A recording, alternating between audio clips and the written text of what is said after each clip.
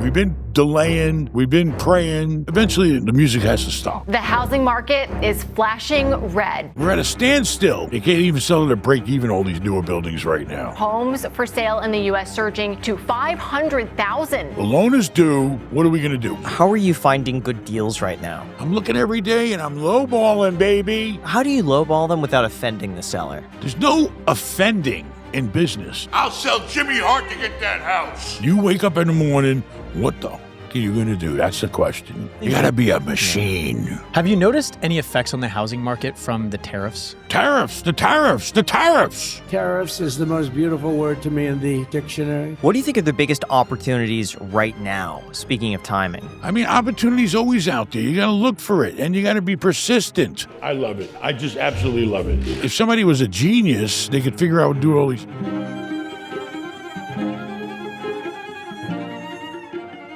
Ben Mallah, thank you so much for coming on the Iced Coffee Hour.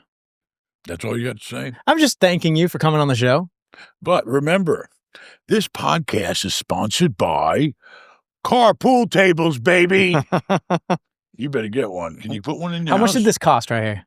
They start at about 20 grand, and they go up to maybe 50, depending on what you want. And You how get much did you... Ford, Mustang, 65 Mustang. You can get the 69 Camaro. This was the copy of the Indianapolis 500 pace car that Mario Andretti won and was personally here and blessed it.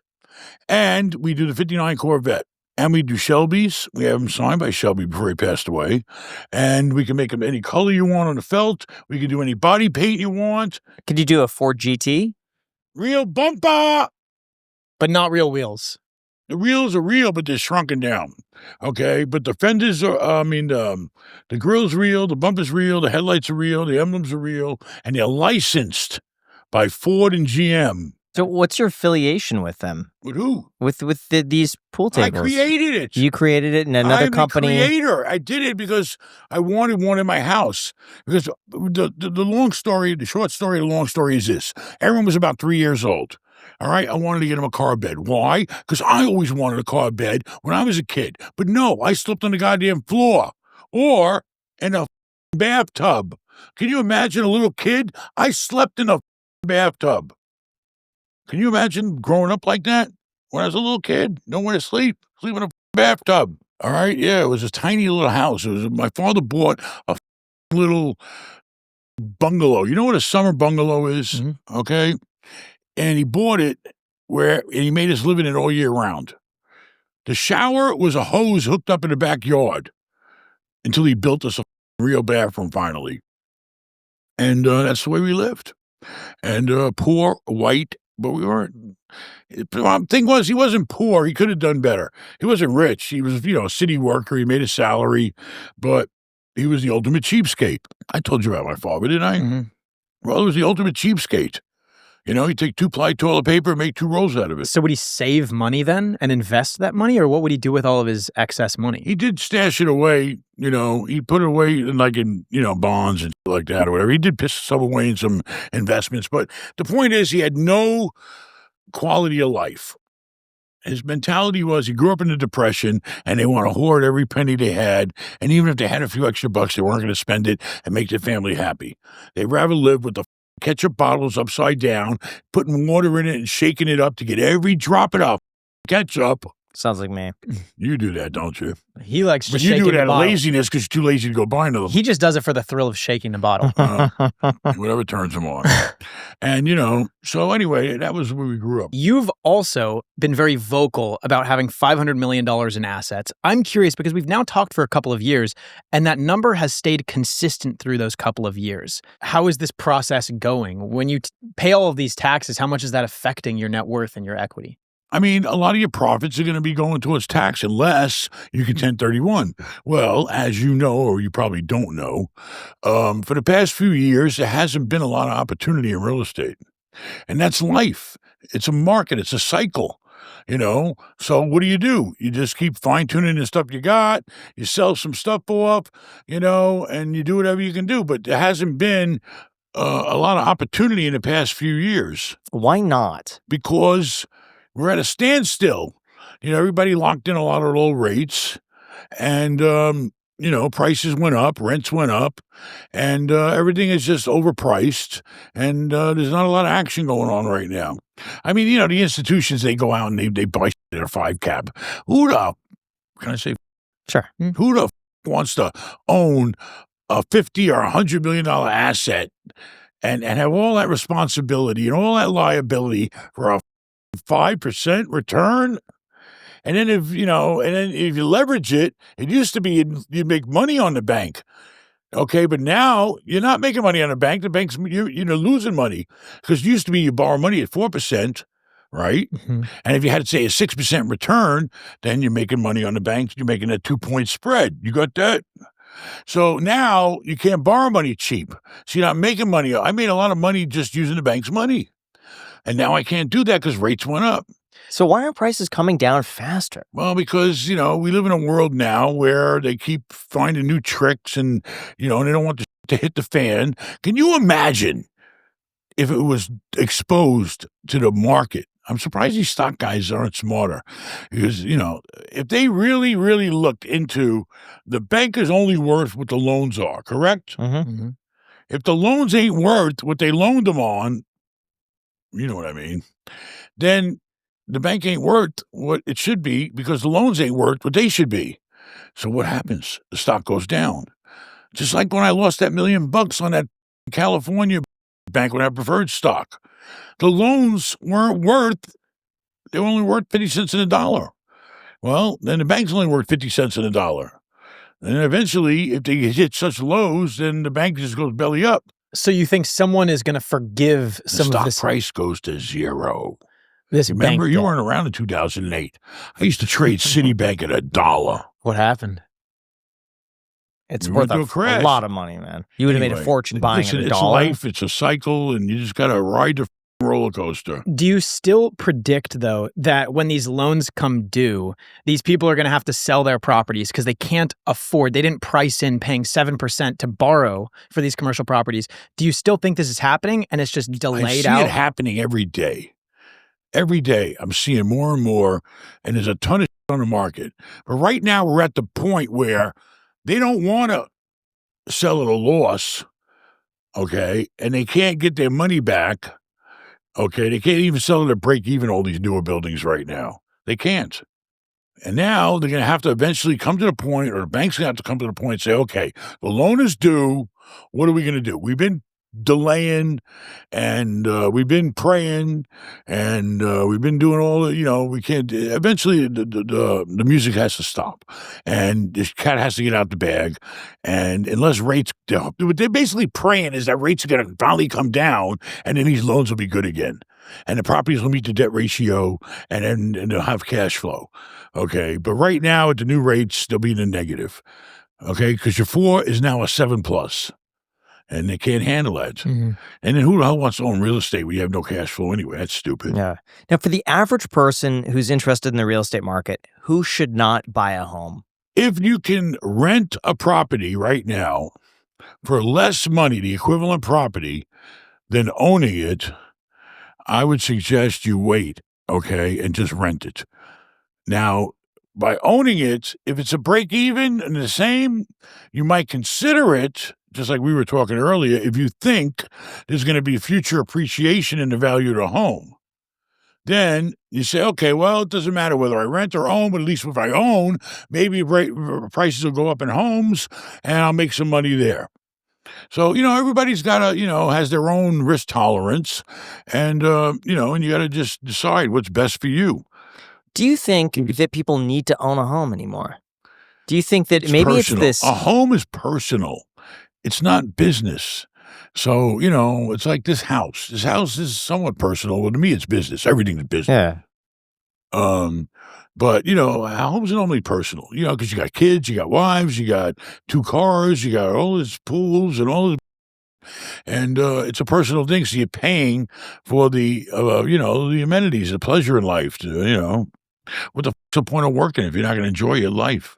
See, I almost think that this myth of homeownership is going to go the way of a college education, where people put it down your throat that you need a college degree. And I feel like there's that same sort of pressure for a lot of people that they feel like, I need to own a home, even though when I look at the The prices, I'm like, it masses just have doesn't to make buy. sense. The masses of people, the middle income, okay, the middle income masses of people should buy a home because that's really their only way of giving themselves that extra protection down the road. It's a forced savings account.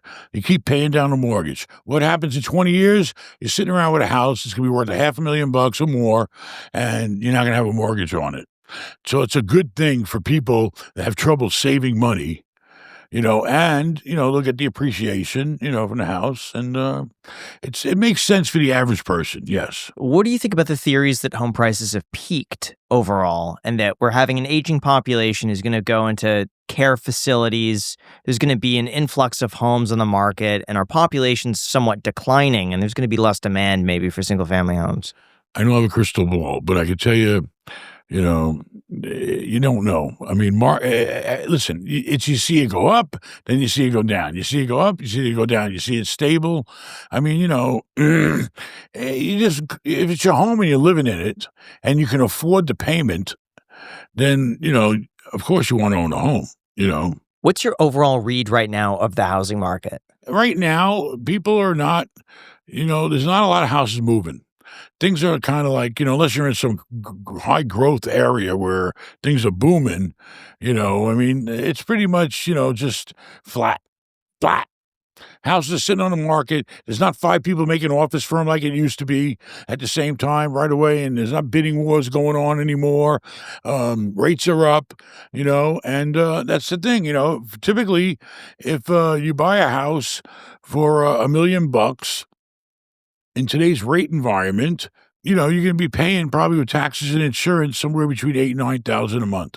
Have you noticed any effects on the housing market from the tariffs? The tariffs. Have you noticed anything? Listen, I'm so sick of hearing about tariffs. Listen, one day the tariffs are this, one day the tariffs are that. It's just it's a game, okay? It's a game, all right? The people in the market just forget about tariffs. Tariffs is just political. Okay, it's a way to, play a card, okay, to scare people and negotiate to get something else, or, it's going to, if the tariffs do go through and get jacked up to the roof, then, yeah, the cost of goods are going to be more money. Okay, do we get wood from China? I don't know. I thought we get wood from our own country. Canada, okay. Yeah. Well, I don't know. I mean, listen, shit happens and it happens. You just got to deal with it. But I can tell you right now, the home builders, I know for a fact, a lot of home developments they built were converted to BTR, which they said. You know what BTR is? No, never heard Build of to that. rent, Oh, because they couldn't sell them.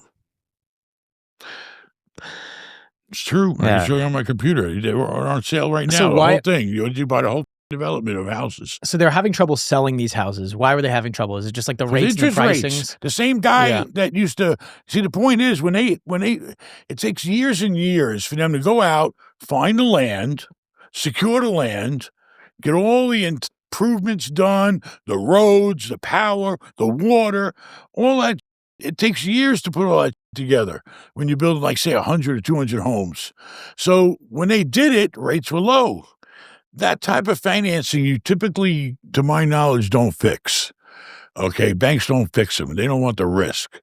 So, if they got bridge loans, or if they got a bridge loan, they could have fixed it. Anyway, the point is, when they started this project, rates were low and people were buying it out of homes. Why? Because there were home loans for 3.5%. Okay, so that means you're going to pay $3,500, on a, what is that? It's on $1 million, you only pay $35,000, which is only $3,000 a month. Okay, now it's double or more. So of course, people are going to stop buying homes. there's a lot of home builders in Las And then Vegas right rents go now. up. Huh? There's a lot of home builders in Las Vegas right now that are offering free incentives and free upgrades if you buy, and they're free upgrades. If They're- you or they're buy this doing- house today, we'll give you a free dishwasher, and it'll be stainless steel. Or they're discounting the price of premium materials by 50% That's where it to starts. get people. That's where yeah. it starts.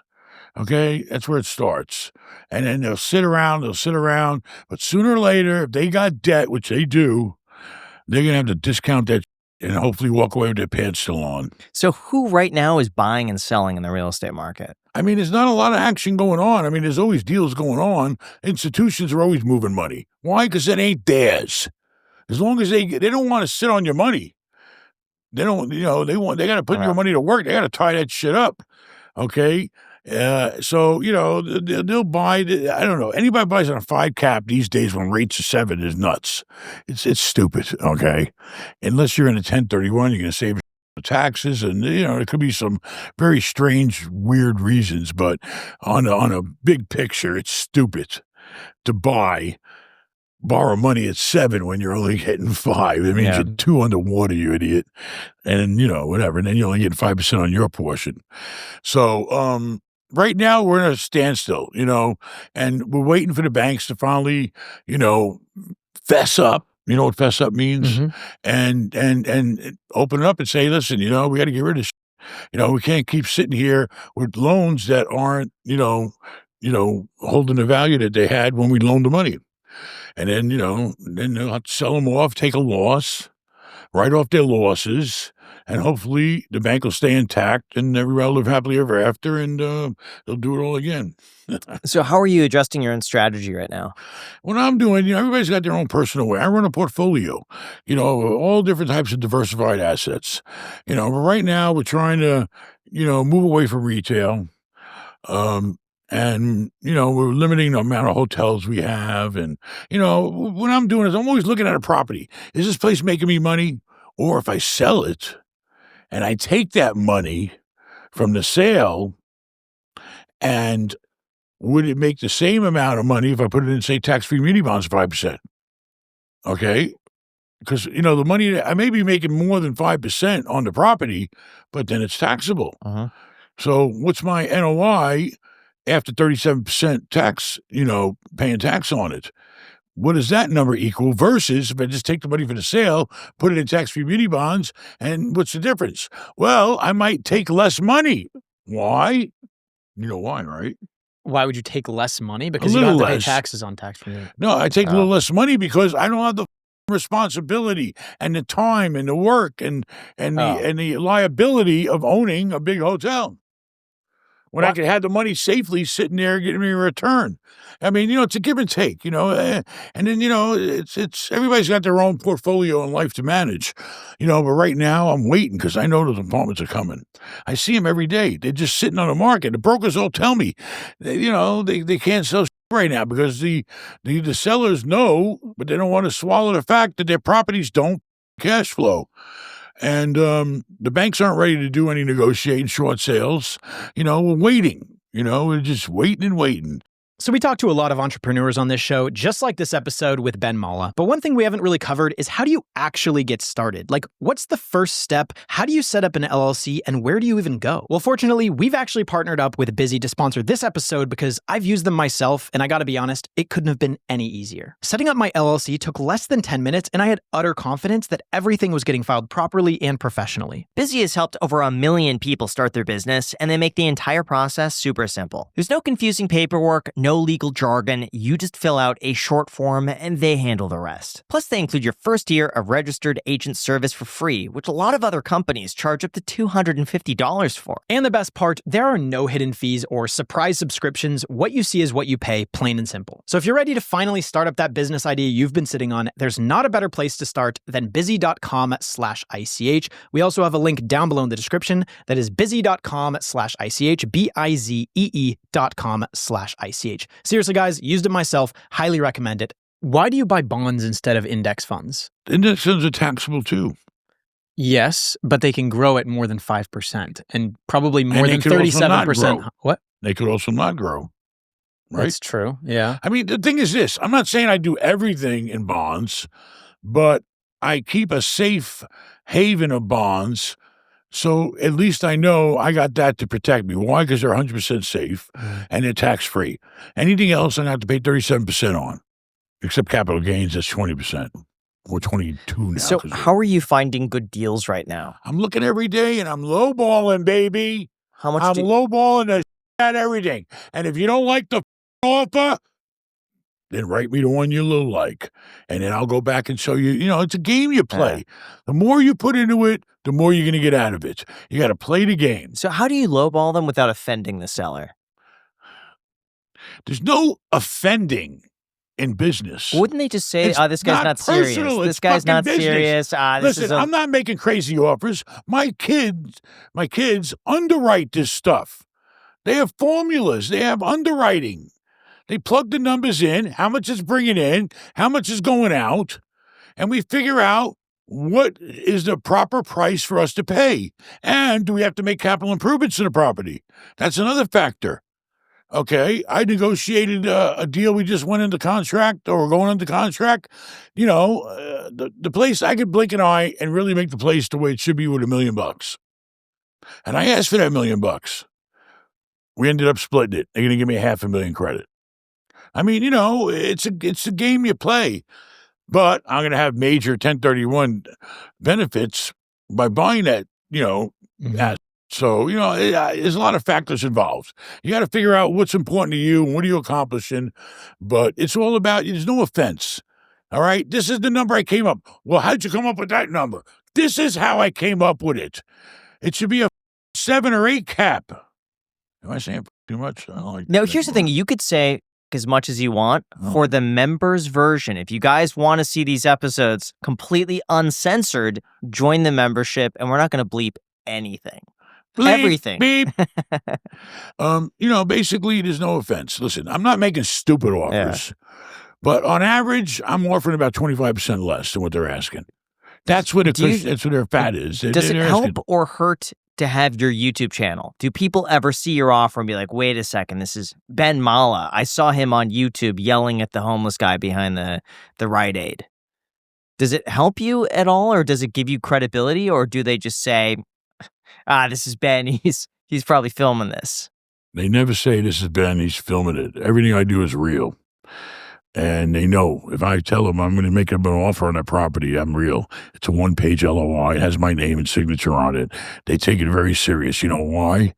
Because my name's not Jack. I got the money. No, I mean, the YouTube thing, I don't, does it help in people knowing who I am? Yes. Okay, yes. Most people, most brokers especially, they know who I am, and they will respond to me where they probably wouldn't respond to him. Mm-hmm. So it does help me because it shows who I am. I mean, there's nothing fake about me. There's nothing, it's all real. So they know this guy's the real deal. Okay, like my wife said, what'd you do all day? What'd you do today? And I told her, you want to know what I did today? Why don't you read the paper? There's a news article about a deal I just closed. Anyway, the point is, it does help. How often is it that someone comes to you with a deal from YouTube that they just want to sell you something? I get them. And I almost had one, but I didn't want to go out of state. In fact, I fed it to the guy that me and you were going to visit. Yeah. In Georgia. Okay. I do get opportunities, but they're mostly out of state. Anything going on in Florida, I pretty much know about. Got it. And I don't really want to branch out, But I don't do deals from, I don't get a lot of deals from YouTube, no. So you're saying you're trying to get more liquid, but at the same time, you're still buying a lot of deals. Well, I'm always going to be buying if the deal makes sense. Mm-hmm. Because I got kids to run. My kids run everything. I don't do it. If I tell them tomorrow, hey, go take over that 250 units over there, they'll say, fine. They'll go over there and they'll take over that. And they'll run it. And they'll make money. They'll actually do something to make money. I said, I'm not going to pick on Jack. I'm sorry. How do you tell you? Or they could be like Jack and do nothing.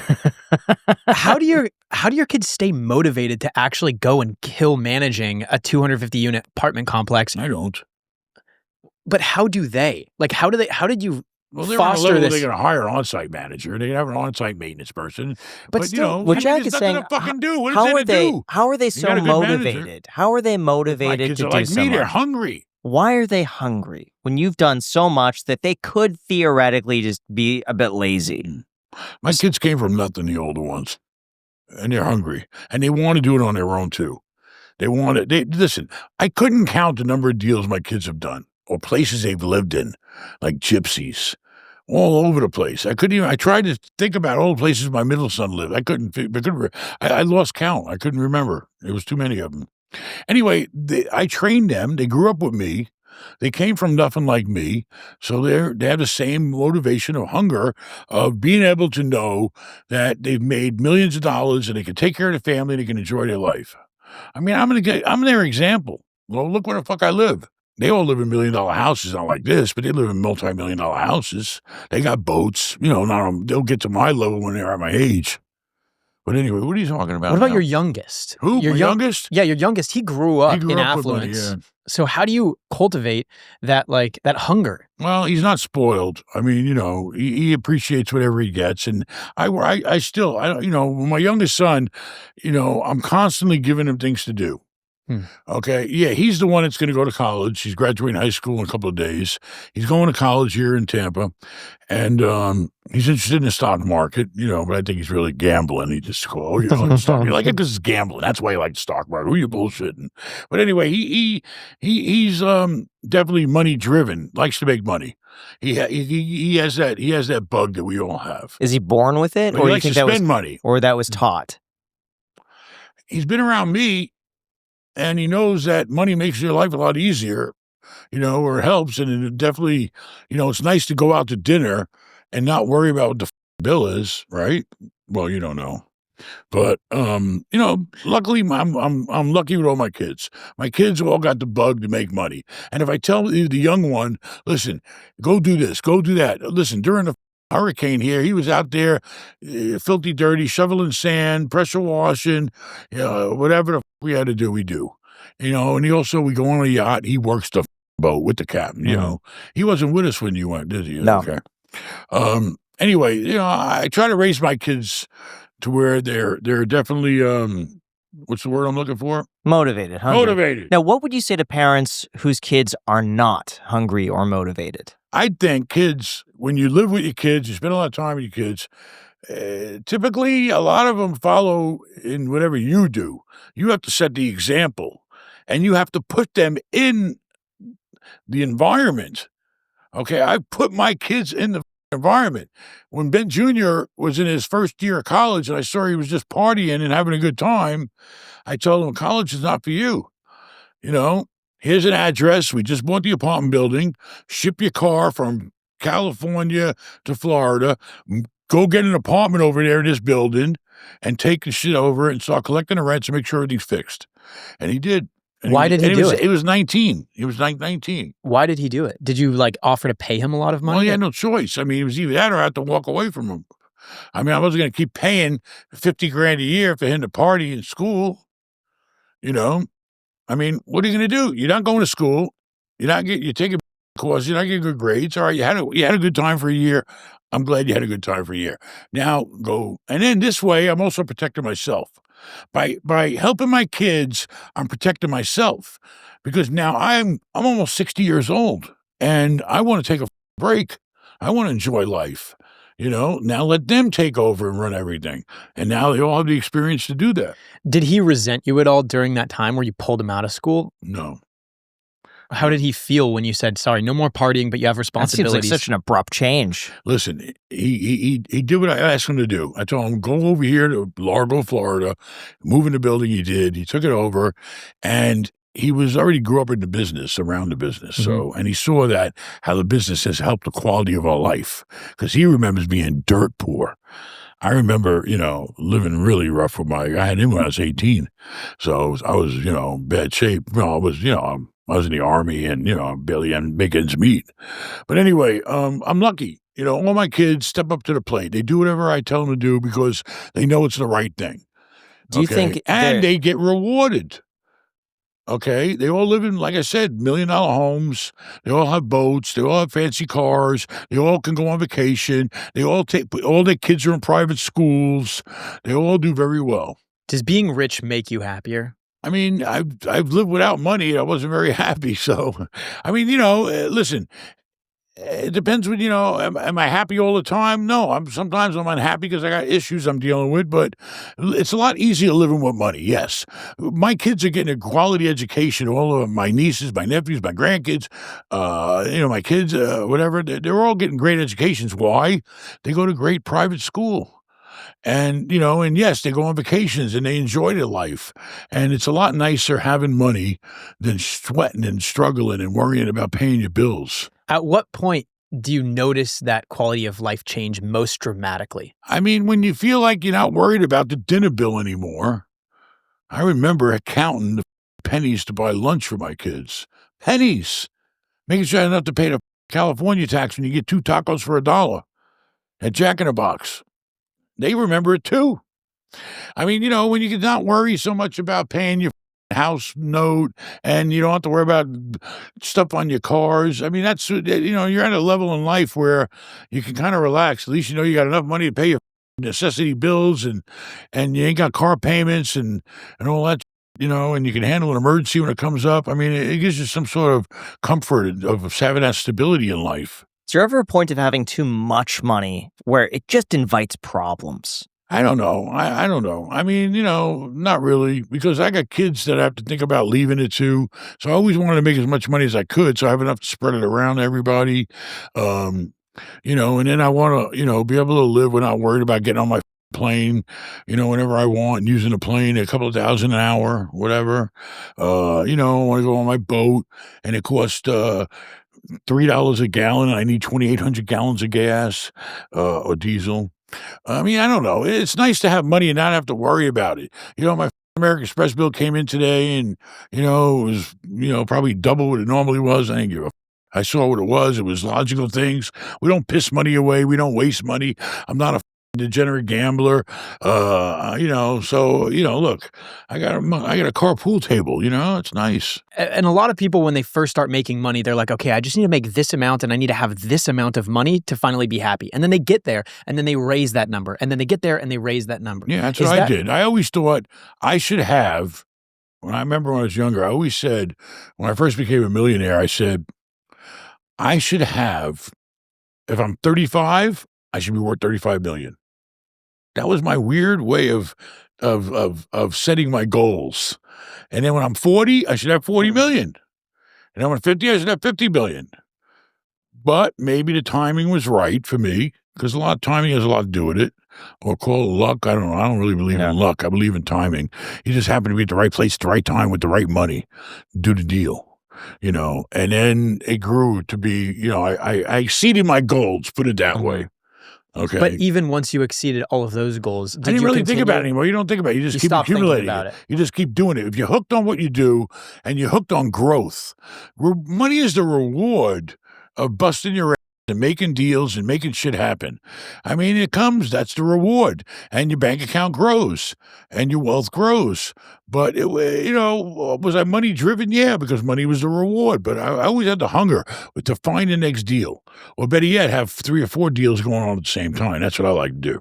What do you think are the biggest opportunities right now, speaking of timing? I mean, if somebody was a genius, they could figure out how to do all these empty office buildings. But I ain't seen that genius yet.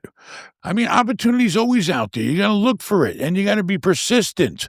I mean, I was on the phone today with the same deal. It was $160,000 a unit about 3 or 4 months ago. All right, and the broker's calling me today saying, you know what? I get the guy down at $130 a door. It's $30,000 a unit. It's a couple of hundred units. That's $6 million less he's willing to take. But even at $130, I didn't like it. And, I'm more comfortable at about $110 or $115. I got to be comfortable with the deal. So, but the point is, I'm going to keep waiting, or I'm going to keep making offers, and I'm going to keep lowballing until the right deal comes, and right now it's just moving slow, but it's moving. And if I can't buy, then I'm going to sell. If I ain't spending my time finding deals, then I'm going to be selling deals. What would you stay away from? Office buildings. I don't have any knowledge in industrial. Industrial always scared me because they're such large spaces that if they ever went empty and you need a specific type of business to be in it, it would be very dangerous. Offices, you got to know what you're doing in industrial. I mean, it's all about finding a deal. Apartments are great. Retail's another animal. All right. There's only one way you're going to make money on retail. You got to buy it with vacant space. Because when you buy it with vacant space, you're getting it for free. You're buying it on a cap rate. If you go out tomorrow and you buy 10 shops, okay, but only 7 of them are rented, you're buying that property based on the rental income of those 7 units. The other 3 that don't have any income, they just come with the deal. And then you rent them out, and then your cap rate goes up, and you made money. I always see those places that have like a 50% vacancy, and they have these pro forma rates on them that they're just trying to price it. Because they're living in a dream world. All right. Nobody buys on a pro forma, okay, that I know of that has any sense of real estate. Unless apartments, yes. Because with apartments, you pretty much know you can rent it. You know what the market is. You know the guy down the block is charging $200 more a month.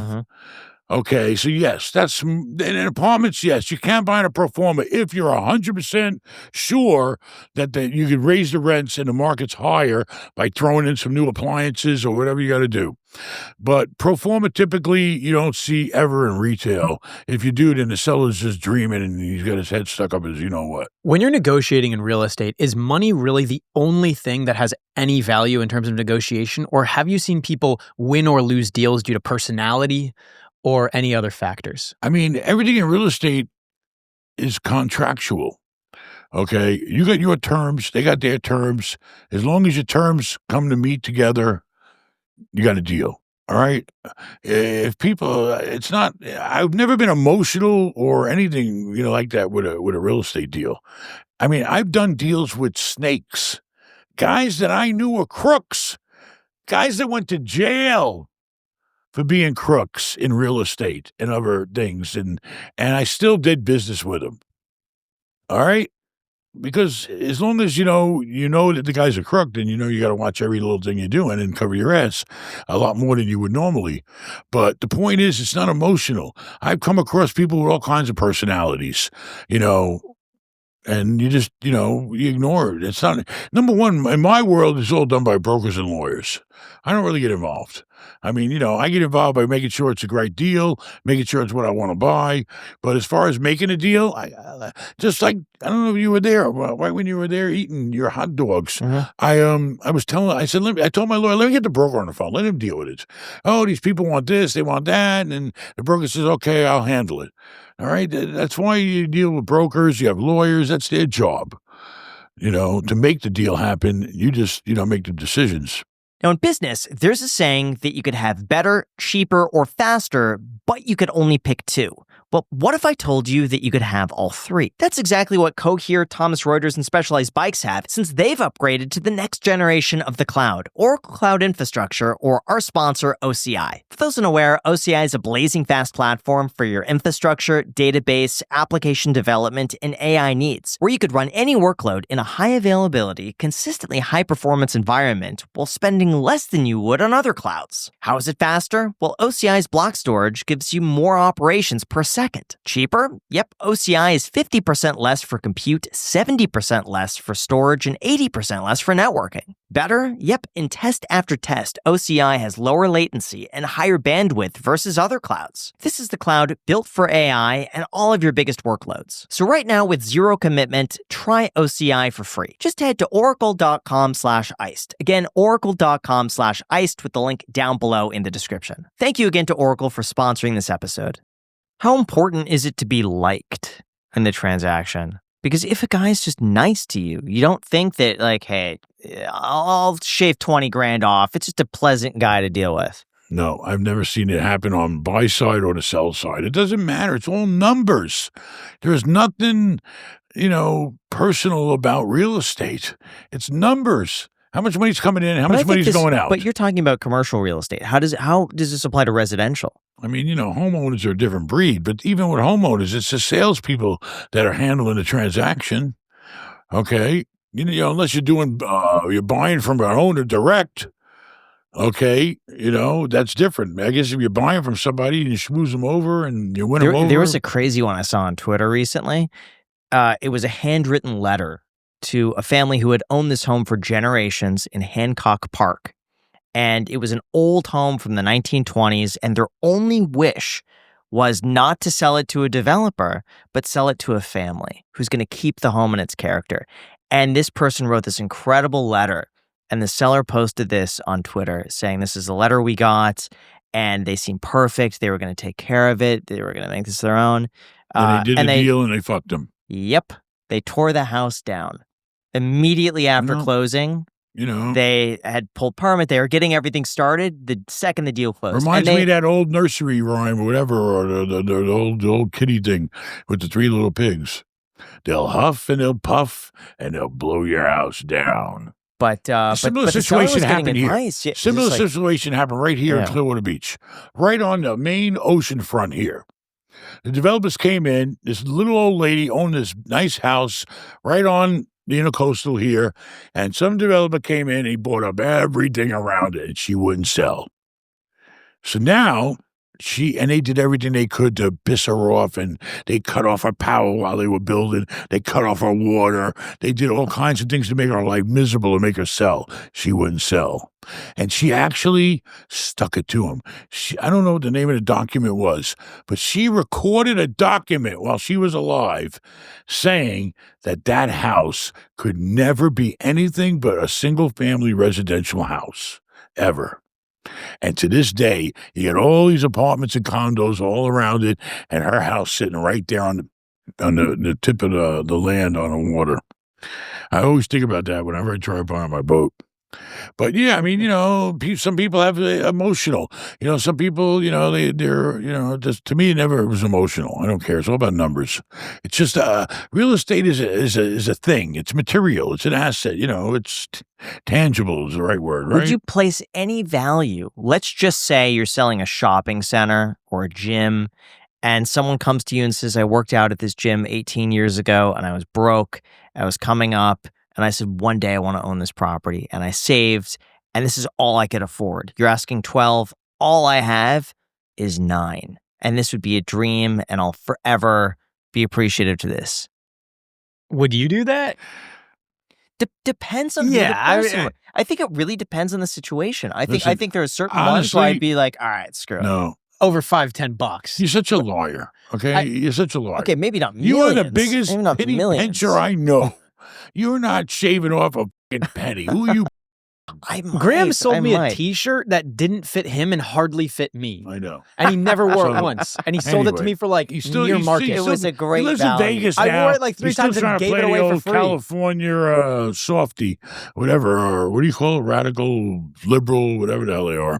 Anyway, the point is this. It has nothing to do with real estate in my world except the numbers. How much am I paying? How much is it worth? What's the cash flow? If I'm selling, what's my taxes? How much, it's all about me. It's not about you. For the average person, how do they negotiate? What would be your advice to teach people how to best get a good deal on something? You gotta start low. But I'm not saying go ridiculously low, where it's just total nonsense. Where somebody wants $500,000 for a house and you can offer them $250,000. No, but you have to get it to a point where you're going to be happy as the buyer, and they're going to still be happy as the seller. It's just a matter of two people finding the number. It's all about money. It's all about numbers. I don't remember ever having deals that were emotional. I mean, one lady was emotional once. It was right near here, but we didn't do the deal because what happened was she was an old lady, inherited a bunch of apartments from her father, and she never ran them right. She ran them like and she milked them for everything she could. And then I bought one of her buildings, and I went in, and Vincent handled it, my middle son. He was the manager and everything. He fixed the place up, made it really nice, raised the rents, ran it really like a nice building, and we sold it and made a lot of money. And she found out. She got mad. She told the broker on the next building she was selling right near here that he could sell the building to anybody but Ben Mallah. because I made money on a building. What are you, stupid lady? You should have went in there and fixed the place up. You should have raised the goddamn rents. You should have added value, and you would have made more money. But you didn't want to do it, you lazy old bitch. What the f*** you been mad at me for? It's stupid to even be personal with real estate. It makes no sense. It's all about dollars and cents. You hear me? You said that in transactions, the only thing of importance is dollars and cents. When in your life have you made emotional-based financial decisions? Have you ever had like a crazy rich person purchase that didn't make any numbers sense, but you just did it anyways? Well, you buy personal things. That's different. Real estate is not emotional. Never, ever. I never bought a place because I like this place. I like the numbers. Now, cars, boats, that's totally emotional. That's 100% emotional. What about other rich guy purchases? Like this would be I don't know how much that lion costs, but I can't imagine that it's very inexpensive. Anyway, these are just things that bring you some sort of pleasure. You like a painting. Why do people spend $100 million on a piece of artwork or $5 million to $10 million? Why? Because they feel like they enjoy it. They like it. That's emotional. Tax evasion. Huh? Tax evasion. Money laundering.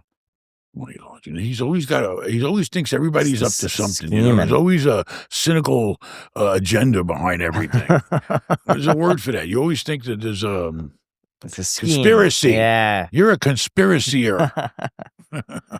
So what are some of the crazy rich person things that you've done? Crazy rich person things. I came up and created a carpool table. Not much. I don't do crazy Not things. much. I saw you in a video. You got stuck in the Bahamas because of bad weather. And so you flew cigarettes in a private jet to you.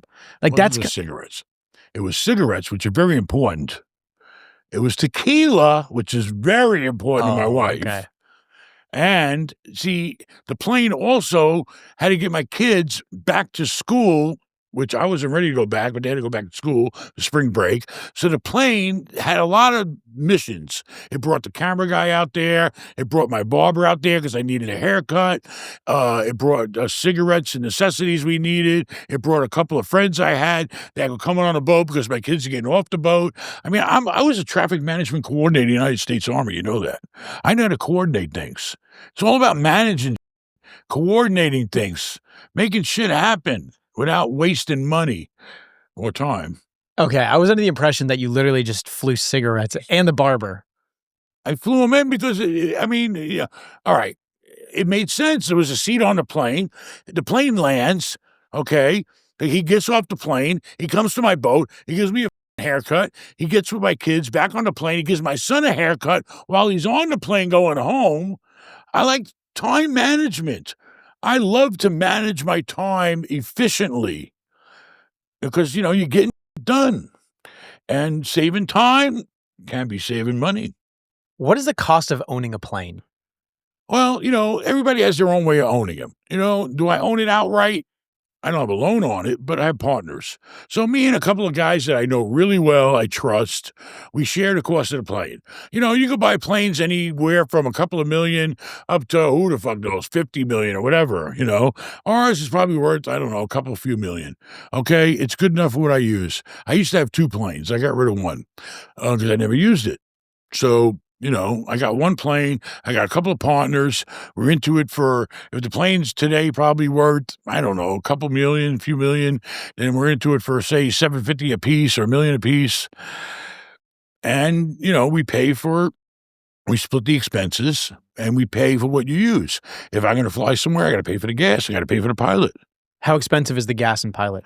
The gas is going to run about, if I go to Fort Lauderdale and back, that's about 500 miles. That's going to cost me $2,500. So what's that come out to be? About $5 a mile? Anyway, so whatever, that's what it is. That's typically what it costs. And it's about an hour. Oh, wait, it's $2,500 an hour with gas and pilot. Well, no, not an hour because the pilot you got for all day. You can use a pilot for up to 12 or 14 hours a day. But after that, you got to give them a break. For how long? 12 hours 8 or 24 probably. hours? 8 hours? Yeah, I think so. Or something. But anyway. Are there any safety issues of having your own plane? I hear just the I mean, standards are a bit they're lower. all being. We have a management company that manages the plane.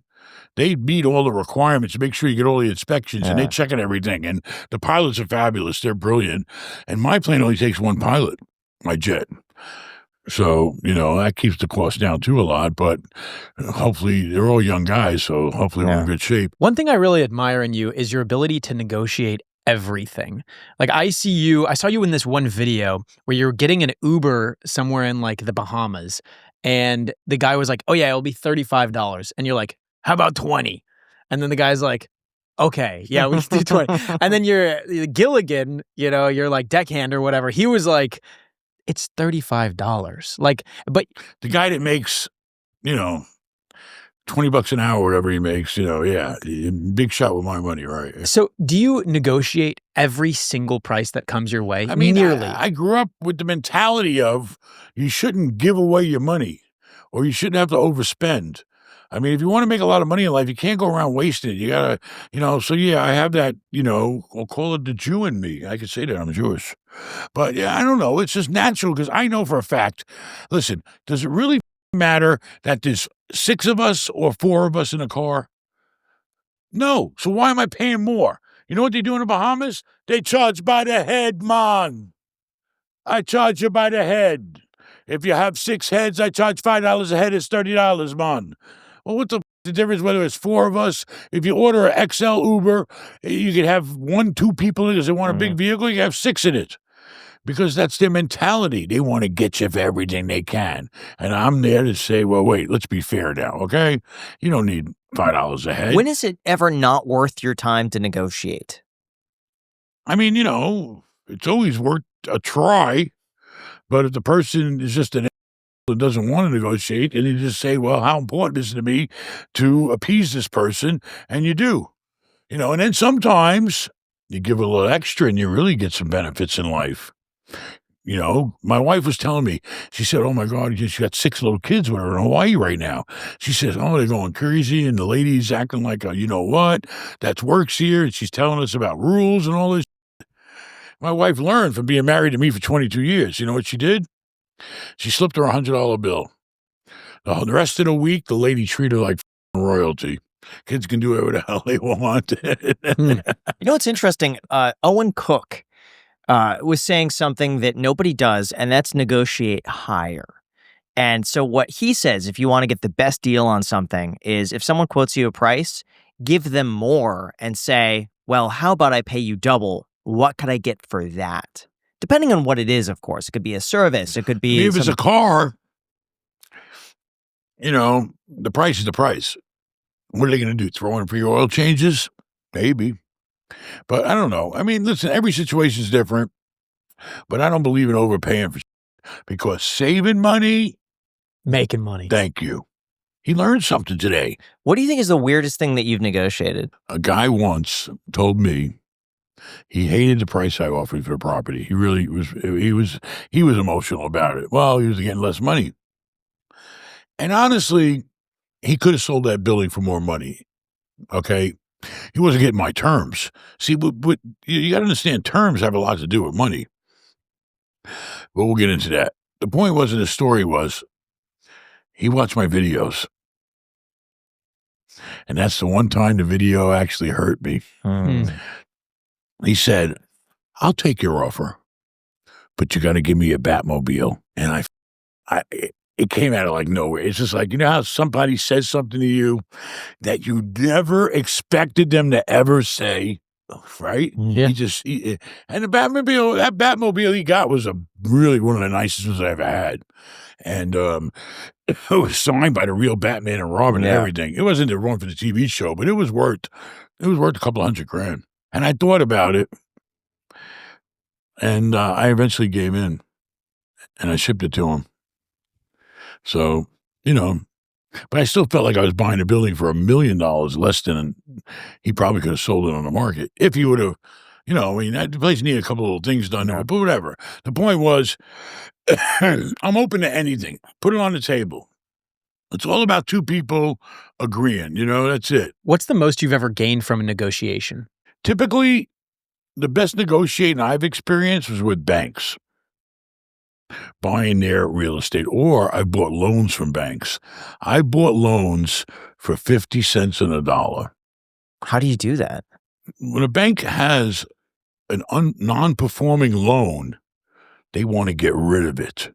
And they'll write off the loss. They don't care. They don't want to go in front of their board, or they don't want their investors or anybody.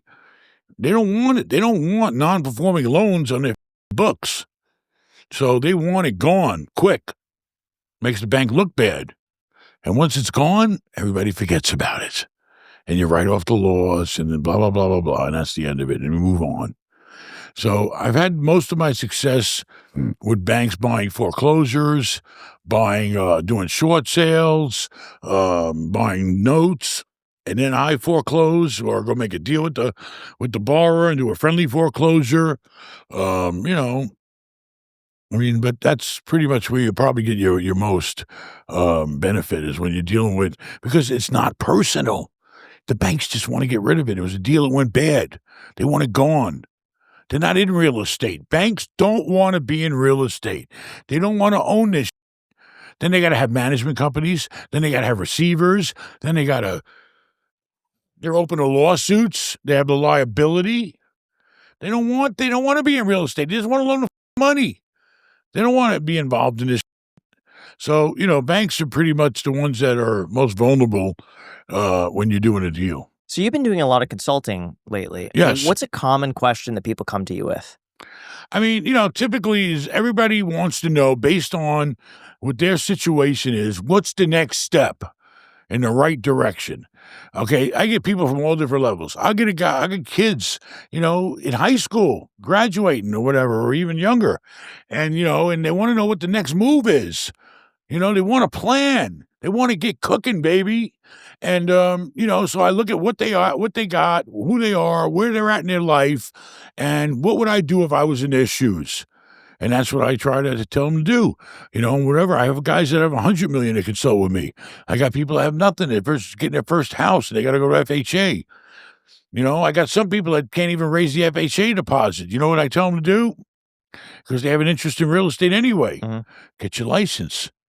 Okay, you go buy that house and you represent yourself and you found a house yourself. Well, FHA is 3.5% down. The commission's 3%. How much you going to put down on that $200,000 house? $1,000. Does FHA allow you to use commissions on a closing towards a down payment? Of course, because number one, it's in the closing. The money's going to you. Correct. It's your money. You earned it. And FHA loans to real estate people and agents and everybody. Yes, they will, because if you show them, they're not illogical. It would be illogical for them not to. That's what I was doing. You're earning it. When I was an agent, I would use my commission. It was a hassle. Well, back then, things have changed a little bit. Yes, sure. But I jumped through so many hoops to try to do that. You always questioning everything, But if the lender is a real lender and they understand, listen, it's your money. You earned it, Yeah. What are the most frustrating calls that you get? Frustrating calls? Or people that you see. People that have just got too much going on in their life and they're not ready for it. Like, I have consults with people that they're trying to be big shots and they didn't earn it. We had the video about the guy in Vegas. He's driving a Lamborghini, okay? But he ain't got no money in the bank. Does that make any sense? It's stupid. Why do you drive a Lamborghini if you got no money in the bank? All right? And when I say no money, I mean like at least 50 grand, 100 grand. Uh-huh. Sell a Lamborghini and get your shit together. You don't need it, and you don't want, everybody wants to be a big shot before they earn it, How did he justify buying the Lamborghini? How do you justify it? How did he? Like, what was his reason when you were like, why did you do this? Listen, I'm sure you have done it. We've all done it. When I was younger, I bought a Ferrari I shouldn't have bought. Okay, I really wasn't financially ready for it. When you're young and you're impulsive and you want to look cool, and it's the only way you're going to get a girl is to have a nice car. You do things that don't make sense, and you have to discipline yourself. That it would be nice to have his Lamborghini, and I make the payment, but then I want money for something else, or I'll never be able to grow, or I'll never be able to save money. You can't make stupid decisions in your life. I've made them. I'll be the first to admit I made plenty of stupid decisions. when I was younger, but I learned from my mistakes, and I try to let people learn from my mistakes, like my kids especially. I always tell them, listen, I've been there. I've done that. Okay? That was my mistake, and don't do it. And if you want consulting from Ben, that'll be linked down below. Listen, I'm not bragging, but I don't know anybody out there that the average person, not the big shots maybe, can call to get real advice that I'm not looking for anything. I don't want to, they're going to pay the fee because, my time is valuable. I could be working on a $10 million deal. Rafal crying, he needs to make money running the channel and coordinating and making appointments and all this stuff. The point is this, I don't ever give people bad advice. Okay, I just tell them my opinion, what I would do if I was in their shoes, and I truly try to help them. How many other people do you know that you can, for a few $100, get on the phone that's worth, 500 million or whatever, and get really good advice?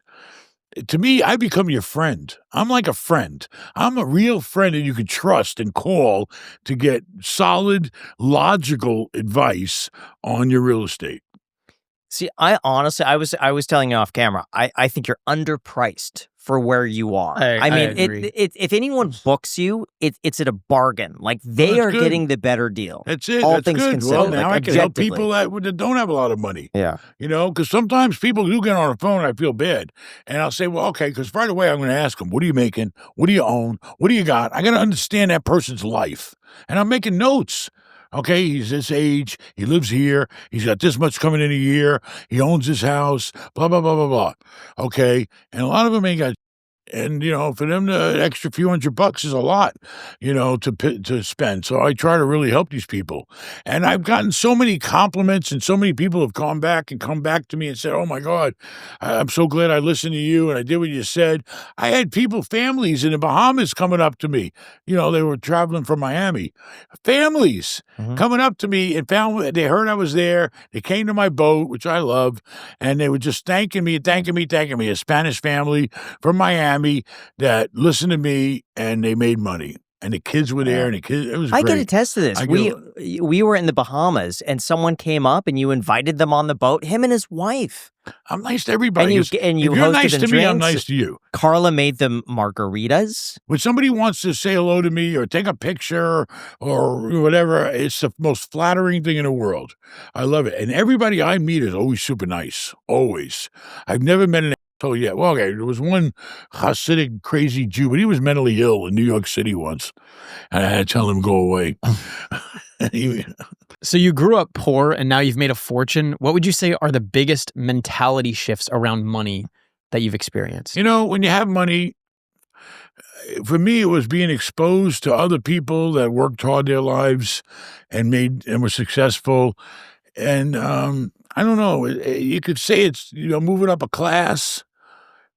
It showed me the better way of living. Okay. Yes.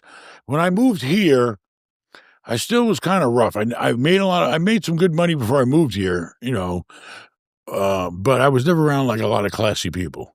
I was never around country clubs. Now I belong to 3 of them.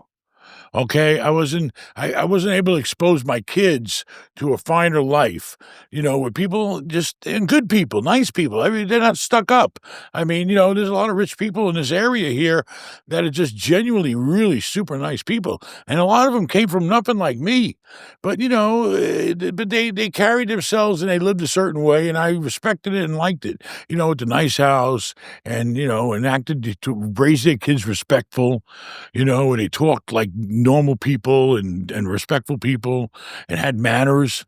It's like I noticed my son, every time my youngest son talks to any adult, it's always yes, sir, no, sir, and very respectful. And it really brought our quality of life and the way we felt, how we lived a lot better. We've been using our sponsor, Notion, for years to keep the Iced Coffee Hour running, from planning guests, tracking sponsorships, and just keeping everything organized. And now with Notion AI, it's somehow gotten even better. So we were honestly really stoked when they offered to sponsor this episode. Notion AI is all-in-one AI powered by your work and all in one place. It automatically captures meeting notes, finds the exact content that you need, drafts detailed documents for you, and lets you chat with the best AI models. Notion AI just became twice as powerful for teams, making it the best AI tool for work. And it's super easy. Just type /meet and it starts transcribing instantly. Then when the meeting's over, you get a clean summary and suggested action items. It's perfect for keeping track of ideas, decisions, or even podcasts just like this one. So whether you're in school, managing work calls, or just trying to keep your thoughts organized in one place, Notion AI helps you remember and then act on what matters. Seriously, guys, on a personal note, I highly recommend you try Notion. I used it years ago when I was in college. I still use it to this day. Basically,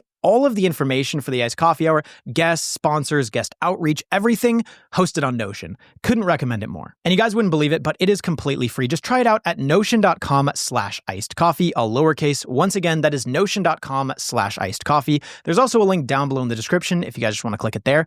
I've used it for so long. It's completely free. Give it a shot. Thank you so much to Notion for sponsoring this episode. Now, it could be a real headache trying to keep on top of your finances, like late fees, overdraft penalties, or not knowing when your next paycheck is going to hit could really throw things off. At the end of the day, every dollar matters a lot, and that's why we're excited to partner with today's sponsor, Chime. When you set up direct deposit with Chime, you can get paid up to 2 days early. There are no monthly fees, no maintenance fees, and if you ever accidentally go over your balance like we all do sometimes, Chime's Spot Me feature can cover you up to $200 without charging any overdraft fees. They've even got 24/7 customer support and tools that send you real-time alerts so you're not flying blind with your money. And with access to over 50,000 fee-free ATMs, it's honestly just a smoother experience. And I know this may sound crazy, but to date, Chime has actually spotted its members $30 billion.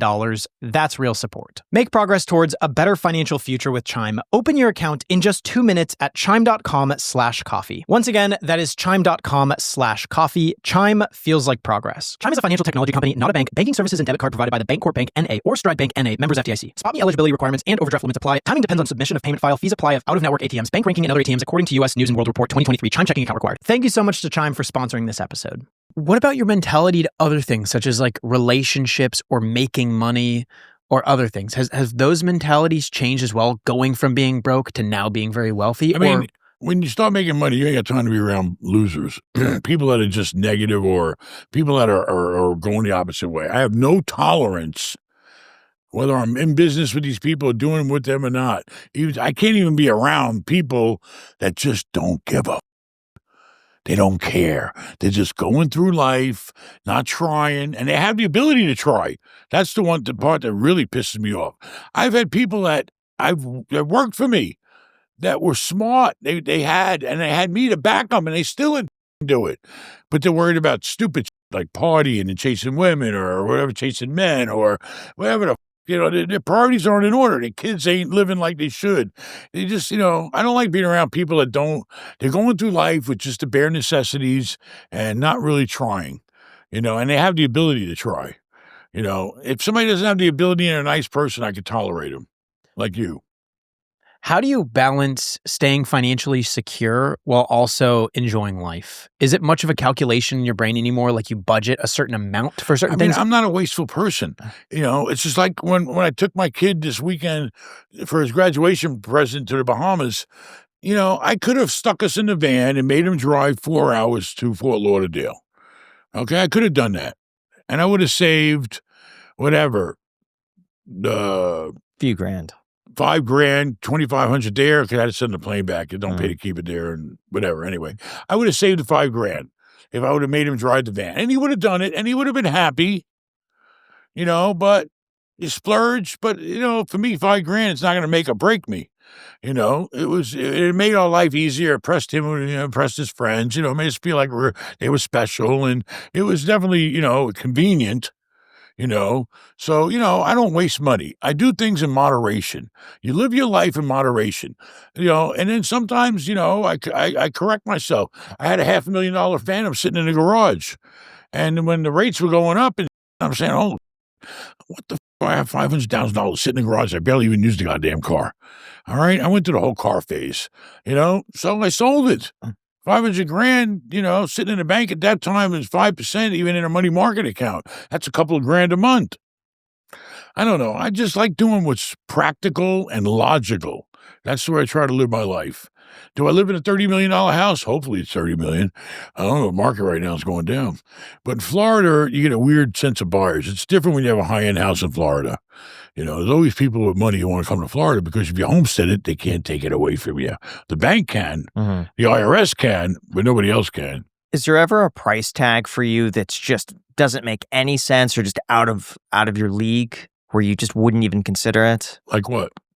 Could just be any. Like a boat? Sure. I mean, yeah, I would not go out. Like, I want to buy another boat. I'm selling mine right now. You need to buy my boat. You know that. I know you need those losses. So if I buy it low enough. That's not that. You keep mixing personal with taxes. No, I think you could charter it temporarily, and then it's now an investment. Depreciate it and then sell it to me at a substantial loss. You have to do that when you buy it, I think. You have to already be in a business. We'll talk about that later. You could transfer it to a Montana LLC for the purposes of chartering. Listen, you guys can come up with all you do this and do that and do this. I don't do all that shit. You know why? Because I sleep at night knowing the IRS will never f*** with me. They got nothing to f*** with me on. So I don't cross the line, or I don't even get close to the line when it has to do with taxes. I just play it clear cut. You know why? Because it's the tax system that made me who I was today. If it wasn't for the 1031, there is no possible way I would have grown to the level I've grown to. No way. The tax system that we have pushed me to never touch the money and roll it into the next deal and defer the tax. That forced me to grow. How much do you think you'd have if you couldn't utilize the 1031? I mean, I know right now, if I was to say I'm going to sell everything and just pay the tax bill, I probably owe about $50 million. It's fine. And I'm, it's definitely a possibility I consider sometimes, but I'm not going to do the whole 50. I'll 1031 some. I don't know. I may not sell. It's a combination of a lot of scenarios. You have to, when you're managing a portfolio and you're managing your wealth, it's a job. And you're constantly thinking about what's the right move to make. You got to do your homework. You got to sit down. You got to calculate. You got to calculate the tax ramifications on it. You got to calculate the appreciation, recapture depreciation, cash flow. There's a lot of things you have to consider before you decide to buy or sell a property. What do you say to the people who want to get rid of the 1031 exchange? They're absolutely out of their crazy mind, because the 1031 is what capitalism is all about. All right? It pushes you to grow. Okay, it's making you want to do more. Do you know, by 1031 and pushing me to buy more materials I'm buying, more jobs I'm creating, more everything. It's just growth. Okay, and that's how a person can grow on a personal level. It's a ticket to growth. Without the banks and without the 1031, I would be a garbage man today. Do you think that capitalism has gone too far? That maybe some people are getting really, really, really wealthy and other people are just getting left behind? Listen, if people are getting wealthy legally, that's what it's all about. They're the ones putting forth the effort. They're the ones that are putting out the risk. They're taking the risk. So how can you knock somebody? Listen, I'm sorry, but I believe, because of the life I've lived, that everybody can try. They may not succeed as well as I did, but they can better their life. Okay? When you can go out and anybody can take one course and one test for what, a few $100 and get a license, and then get a loan from FHA and only have to put 0.5% down because your license, or 3.5%. You could go out and buy a fourplex for 3.5% down, right? Mm-hmm.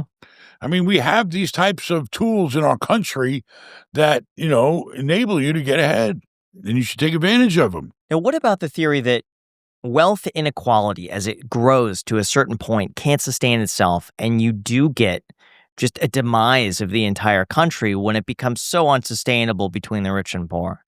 That overall countries do better when it's a little closer together. It's always been rich and poor. So now more people are rich. Is that what you're saying? More people are rich, and Isn't more that better? More people. I never seen richer. unhappy people being rich. You have the rich Well, extremes, a couple cuckoos, but more extreme, and the poor more poor. Basically, I don't see. There's becoming such a bigger divide. There's plenty of jobs out there for people. It's the individual, I think, that really keeps them down and keeps them poor. It's them. They need to train their brain to do positive things that are going to make their life financially more secure. Okay? A lot of people just don't have the mindset. They're worried about stupid shit, okay? Or they get hooked on drugs, or they get hooked on gambling, or they get hooked on alcohol, or they're worried about keeping up with their Joneses and their friends. People need to focus on themselves. Forget about the rest of the world. Who cares what the somebody's doing? Who cares? What are you doing? What do you got? That's what matters. You got to get a plan for your life, and everybody's got a different life. I never went one day to high school, okay? Mhm. But I always knew that if an opportunity came my way, I'm going to take it. And that's what I did. I just kept taking opportunities and maybe going a little further than the average person wanted to go. So what's holding so many people back? Mentality. And what's causing that mentality, do you think? I don't know. Could it be they're spending too much time worried about, Instagrams and all this online now? I don't know. But a lot of people online making money. So there's two stories, there's two sides to everything. It's the individual. It's their time management. What are you doing with your time? Did you accomplish anything positive today? Okay. Let me tell you something. I'll get depressed and pissed at myself if a whole day goes by and I feel like I didn't do enough that I could have or should have, or, I didn't do enough. Okay. I need to prove to myself. I wake up in the morning, I'm thinking about, okay, I got this deal in contract. Is there anything I need to do on that deal? Do I need to call a broker? I need to call a lawyer. Do I need to find out what's going on? Do I need to get repairs done over here? What do I need to do? All right. You got to keep your brain focused on what you can do and what accomplishments you can make. And then you move on to the next thing. And next thing you know, you keep attacking things, you keep knocking things out. And next thing you know, then you look for more opportunities because you took care of the stuff you had to do. Where do you think lack of motivation comes from? Like all of those friends that you had when you were a kid and you were growing up poor, you're probably surrounded by a bunch of other people that were broke, and maybe they went in a different direction. Did you notice any strong distinctions? The problem where I grew up was they had the ability. They had the intelligence even though they weren't educated. I grew up on the streets. But they just didn't know how to leave that world and apply the energy that they had and the talents that they had, from the street. They didn't know how to apply it in a legitimate way. If they would have taken the effort and been a little more patient and put it towards something positive and legal, then they all would have been multimillionaires. I ran into a guy the other day, and this guy, he made me a lot of money. He made himself a lot of money. I won't say his name, but he was a Cuban guy from Miami. And this guy just had a personality where he talked, and we became great friends. We were like close. Our families were close. Everything. We loved it. We'd go on vacations. We'd party. He loved to party. He was full of life. We had great times. And he was bringing buyers from Miami, and I was buying up the shit out of Orlando. And he was just finding buyers, doctors, these people, and selling deals. And he was getting me really good prices. And I was cutting them in with good commissions. And then I think I even let him come in as a partner once. And he was great about dealing with people and getting, but he liked to party. I said, why aren't you here? You should be running this building. Let's get these units turned over. Let's get the carpet guy in here. Let's get get on top of the rents we got to collect.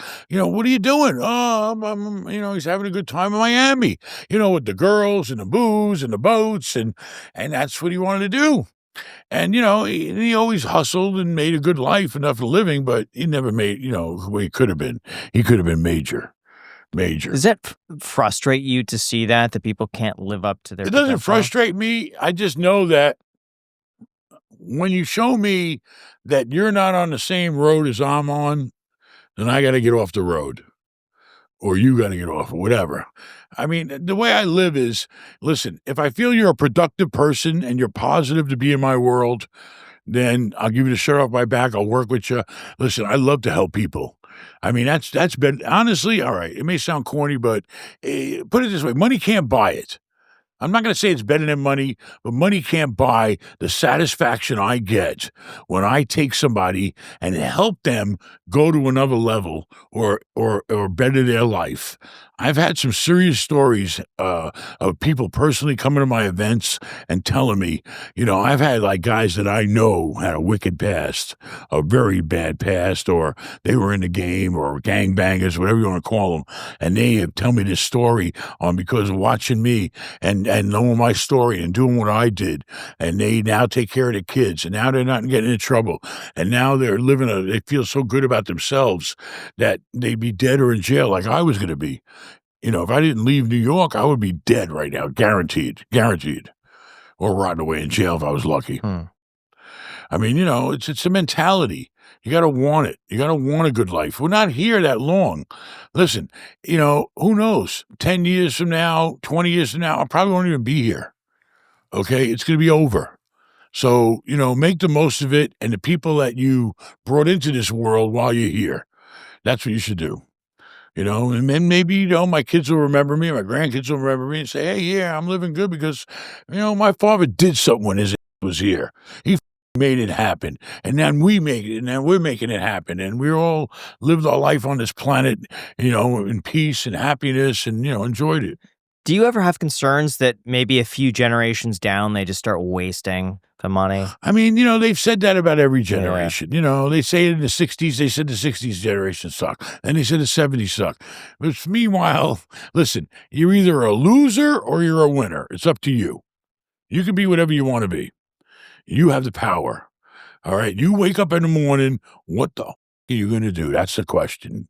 Do you know what you're doing? Are you doing something smart? Are you doing something that's going to lead to a better life? Are you helping anybody? Are you making money? And it's up to you. But how do you ensure that your great grandkids don't go and take that money and instead of going to college, they go and buy you can't. There's only so many things you control in life. All I'm saying is I'm doing the best I can to set them up for success. Now, hopefully, my kids now are going to set their kids up like I set my kids up, and then their kids will all keep living and growing in that same mentality, okay, by, our living experience. Has it always been very easy for you to become motivated? Or have there been spells where you've lacked motivation for a couple months or a year? I've always been motivated about making money because I knew money would make my life better, okay, and make my life easier and make my family happier. And get my kids better educations and lifestyles. I mean, I don't know. I've always been motivated since a very young age, even 10 years old. I remember thinking about, because we grew up in a place where we had no money. So it was all about hustling and trying to think about how can we make the next dollar.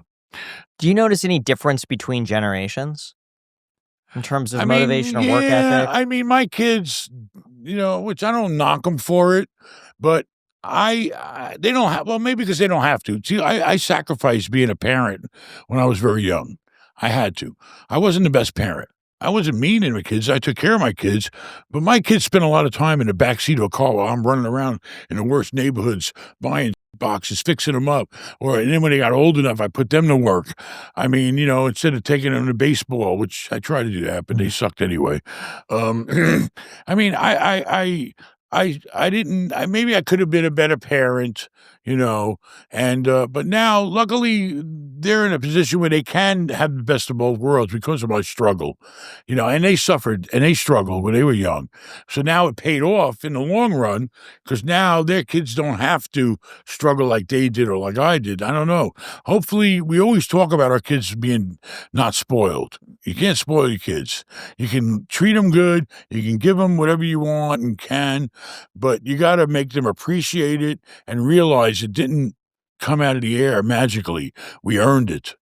Okay. What childhood experience impacted you the most in terms of how you behave now? I mean, by growing up so bad and in such a terrible place, I always wanted a better life. I wanted to escape New York, so that always, and then when I went to California, that was just as bad. when I was in Oakland for 17 or 18 years. Was there ever a specific experience that happened? Like you mentioned sleeping in a bathtub or something maybe that happened where you're like, okay, I'm never going to do this. Or, I've slept on trains. Okay. I've been around. I watched people get actually right in front of me in Manhattan and New York and Hell's Kitchen. The whole life experience of me growing up was no fond memories, just negative. The people, the atmosphere, everything. So I was always motivated to get the hell away from it. Get away from these people. Get out of here.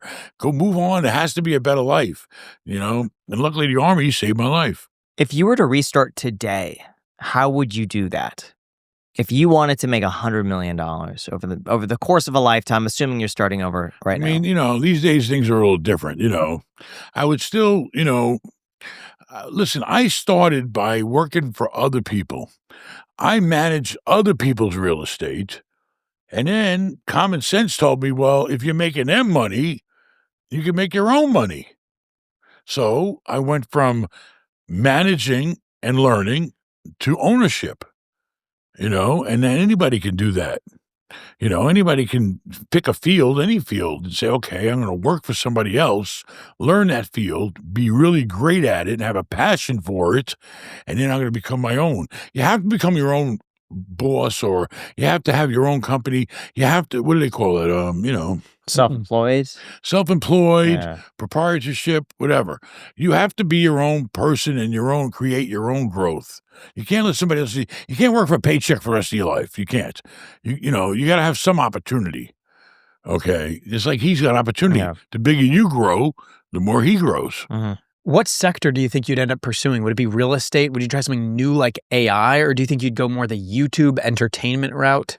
Entertainment I do because, it's just, we enjoy it. Well, it's highly lucrative. You're making a lot of money. Yeah, it doing makes good money. Yeah, it makes If you were to money. restart today, where do you think the most opportunity would lie and what you would pursue? Nothing would compare to real estate. You'd still do real estate 100%. It's the oldest profession in the world next to, what? Mm-hmm.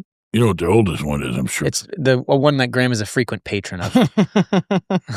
But they had to go rent the space somewhere, right? True, yeah. That's a second.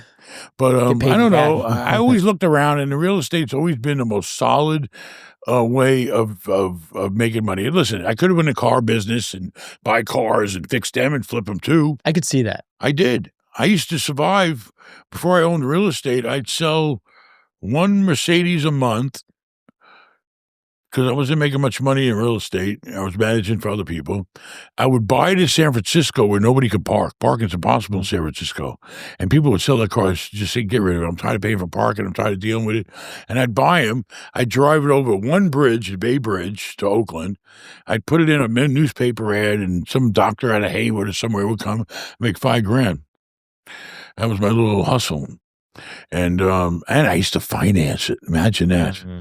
I would finance it because what the hell do I care? Yeah. For 1 month, I'm going to owe the bank, I think the cars were like $10,000. I'm selling for 15, $10,000, even at 10% it's a big $1,000. It was like nothing. I was using the bank's money. I'm curious, why do content at all, at least now in this stage of life? Is it for fun? Is it for legacy? Is it money? I wanted to be an actor when I was young. I liked entertainment. I always liked being entertaining and, but then now I'm doing entertainment and I'm teaching people. You see, you can look at all these big shot actors, okay? And I'm not knocking them. I'm not. All the guys, who I'm talking about, all the whatever. And you can look at all the ball players, okay? And you can look at all these singers, and you can look at all the dancers, and all these people. Listen, they're very talented people, all right? And they bring amusement and entertainment into your life. But it's nothing, not one minuscule of the satisfaction you get when you can entertain and help people. Okay, yeah, they're great actors and they tell a great story, but once the movie's over, that's it. You saw the movie, you laughed, you enjoyed it. What else? That's it. I get to help people go through their life and improve their life. Educating people is very important. Okay, everybody needs education. I need education. I learn it every day. We all learn. So when you can help people and entertain them, it doesn't get any better than that. And make a few bucks while you're doing it. Now, what about implementing Bitcoin? Because I saw Grant Cardone, when it comes to real estate, is now doing real estate funds that are tied to Bitcoin, where he takes the rents to buy Bitcoin. And when you buy one of his buildings, you're also buying Bitcoin. I can't get involved with something I really don't understand. And I would never, ever risk anybody's money in something that I don't know what I'm doing. So, I'm not knocking it and I'm not for it. Because I don't understand Bitcoin, and I've seen it all over the place, and I know it's a new thing, and yeah, my son told me to buy it when it was $1. Ben Jr., he told me to buy Bitcoin when it was $1, even with the dollar. Why didn't you buy it? I think he was in college. Why didn't you buy it? Because you don't know. You don't have a crystal ball. It's a It could have been a fraud. It's $1. And it's run by computers. And you know who controls the computers? People. And then if the wrong people get in there, I don't know. I heard all kinds of stories. You hear good, you hear bad. I don't know. It's not my generation. Technology, I came when technology was born, okay? I didn't really grow with it. That's the problem. Guys like you have grown with technology and understand it is more part of your life. So, what are you going to do? You can't do everything in life. Do you think it's worth it to take the time to understand it or to diversify 3% into it? It's always good to diversify because when you diversify, if something hurts you, it's okay because you got some diversification there of other things to protect you.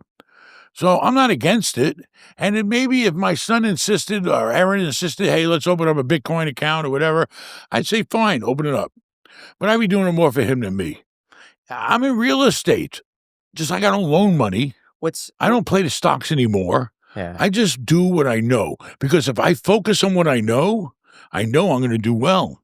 I know what I'm doing. This is going to either sound really stupid or really amazing 20 years from now. But I see a lot of people online, a lot of real estate investors on Twitter saying, I don't see the point in real estate anymore to try to bust my ass making 6-7% when I believe Bitcoin is going to average 20 to 40% annualized returns over the next 20 years. I don't do 6 Why am I going to do that? But even at 10, why take the risk, the work, Everybody's different. Whatever works for you. You're in control of your life. If you have a risk tolerance for Bitcoin, then go for it. I hope you make a fortune. I know guys that have made millions and millions of dollars in Bitcoin. Millions and millions. And I'm happy for them, but it wasn't my route. I focused on what I knew, and I focused on necessity. People always need a place to live. People always need a place to shop. People always need a place to work. Real estate is the world. You can't live without real estate. If Bitcoin, something happens and the computers go cuckoo tomorrow and everybody's Bitcoin can't find it or whatever the happened, computer chips or whatever break down, whatever the happens, or somebody figures out a way to it up. Someone turns it off. You still got your house. You buy your house, you got your house. You buy that building, the people are going to pay your rent every month. I mean, listen, it's just like, why didn't you become a doctor? You choose your path in life and you choose where you want to put your efforts and your time and you go for it. It just, it wasn't me. Even stocks aren't me anymore. Yeah. My youngest wants to, and we will over the summer for his benefit to trade some stocks, but I have no interest in it because I don't do 6 or 7%. I do value add. I take garbage and I try to turn it into gold. Physically, mentally, I create it. I make it happen. I'm in control. I'm not just saying, oh, Bitcoin should go up. I'm going to make money. You're not, what are you doing? You ain't doing. I mean, to me, I like to make my money happen, make it, create it, and just like, you work for a living, you're creating your wealth. You're in control. If you make money, it's because you did it. Not because you invested in Bitcoin. Yes, we got to have investments, and you pick and choose your investments. I choose muni bonds. You might choose Bitcoin. Whatever works for you is fine. It's your money. You earned it. Looking back, is there a life lesson or philosophy that you've adopted that you wish you implemented earlier in life? Sometimes I could have took more risk, and I didn't do it.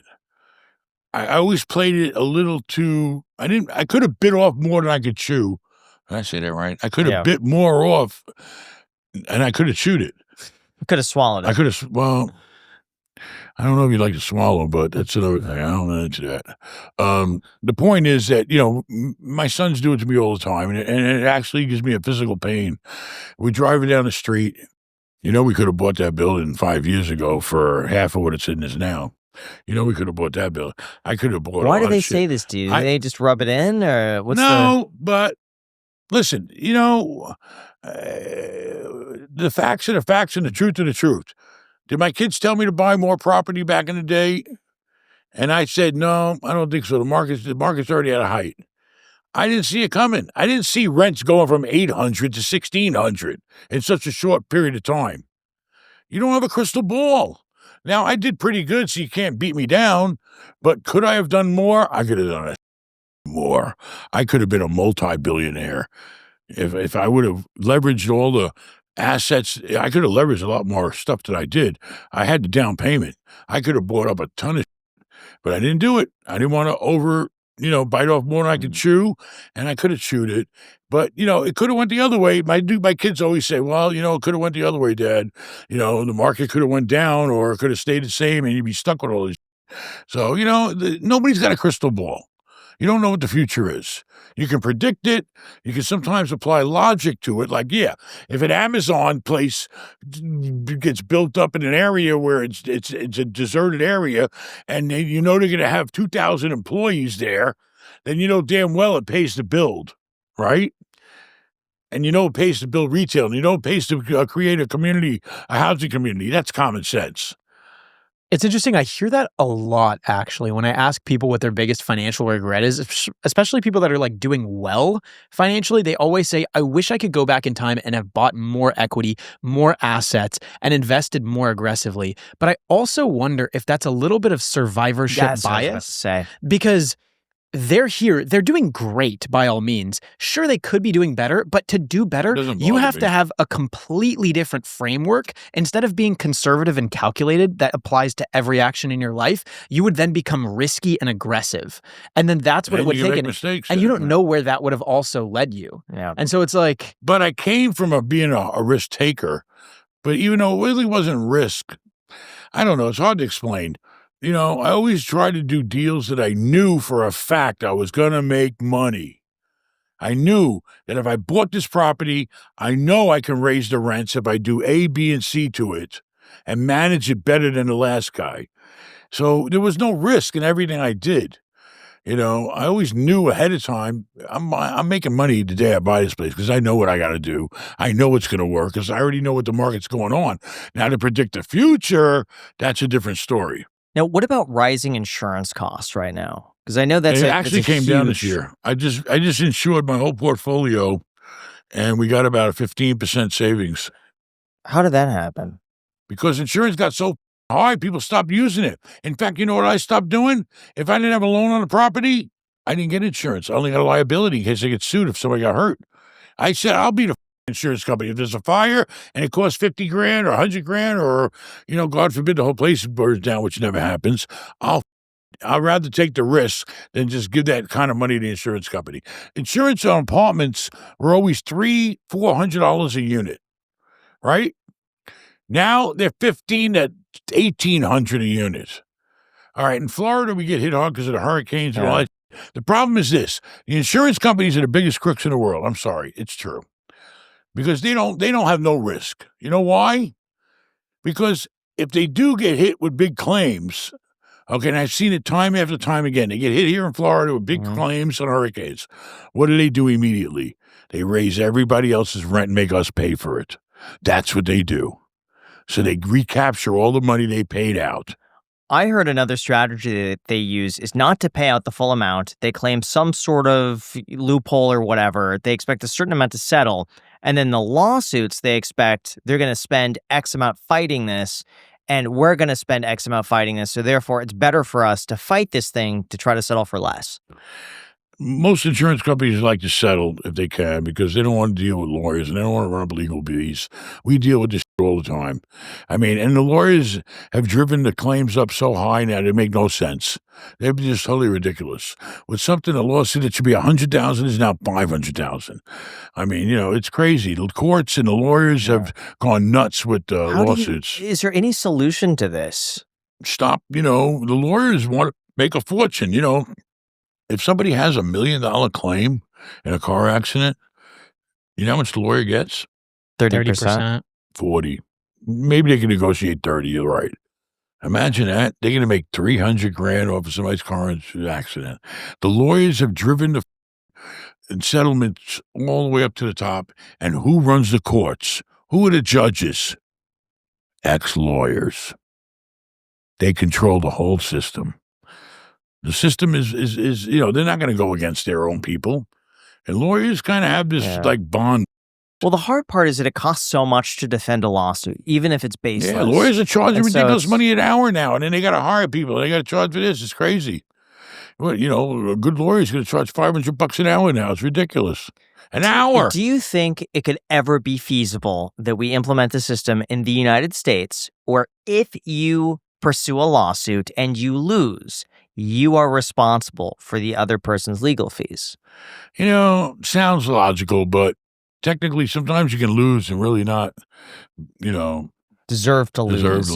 Or maybe it was you shouldn't have lost so much, or I don't know. I try to stay out of the court system because it's just very, very tricky. But do you think that might cut like down throwing a on dice. frivolous I feel like lawsuits? instead of having to and then the frivolous lawsuits. Yeah. Publix, Publix, right?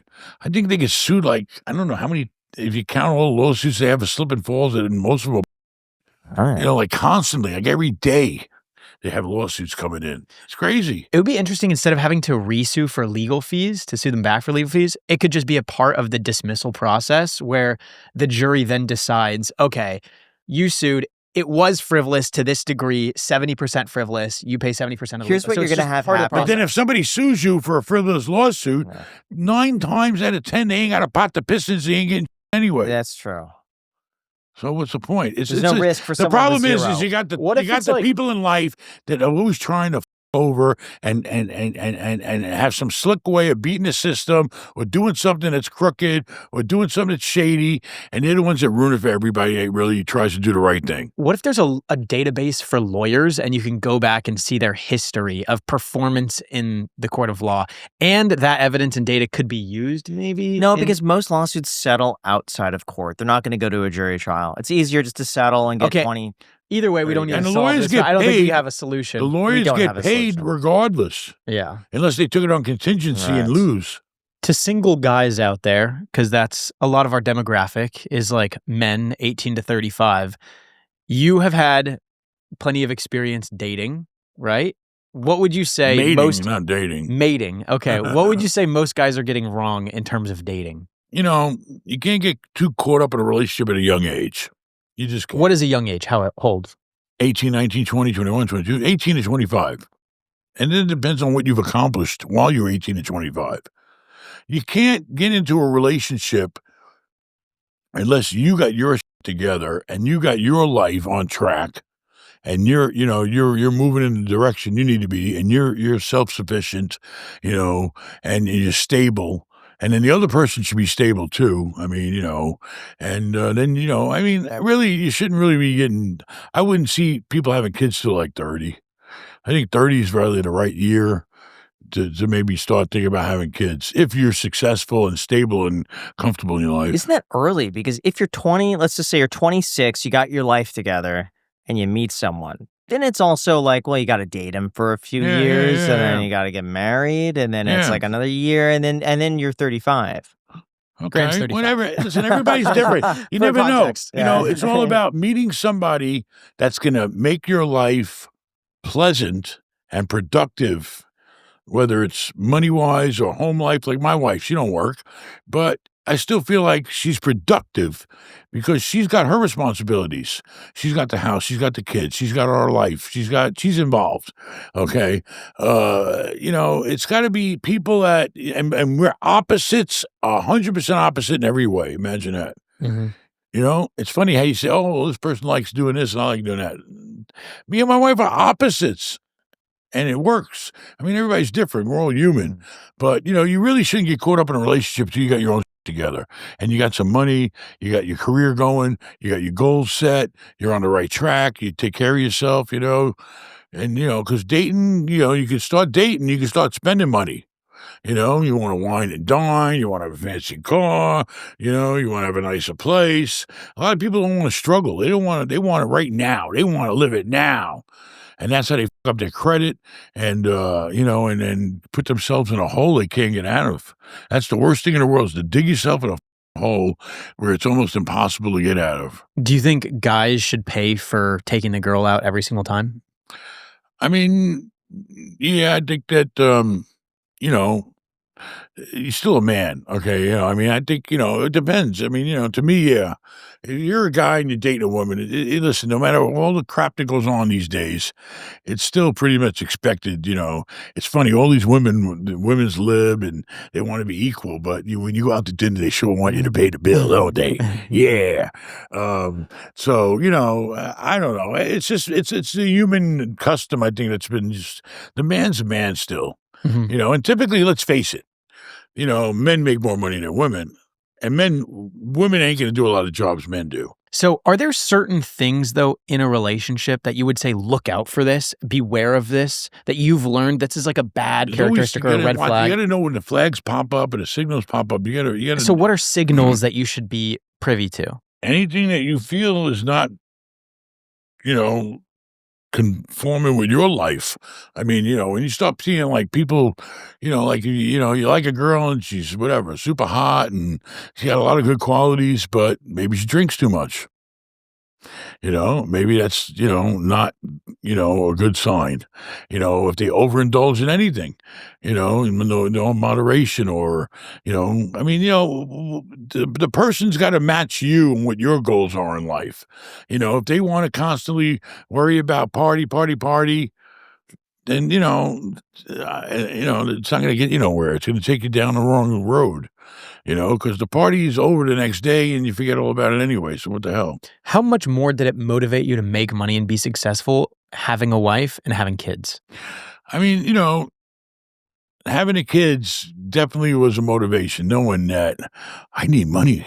I gotta pay for these kids' food. I gotta pay for these kids. I gotta have a decent place to live. I gotta have a decent car to get around with. I gotta have them in school. It costs money. Kids are not cheap, you know, and you don't want to, you know, have a kid and raise them like, you know, a piece of shit like I was raised, you know.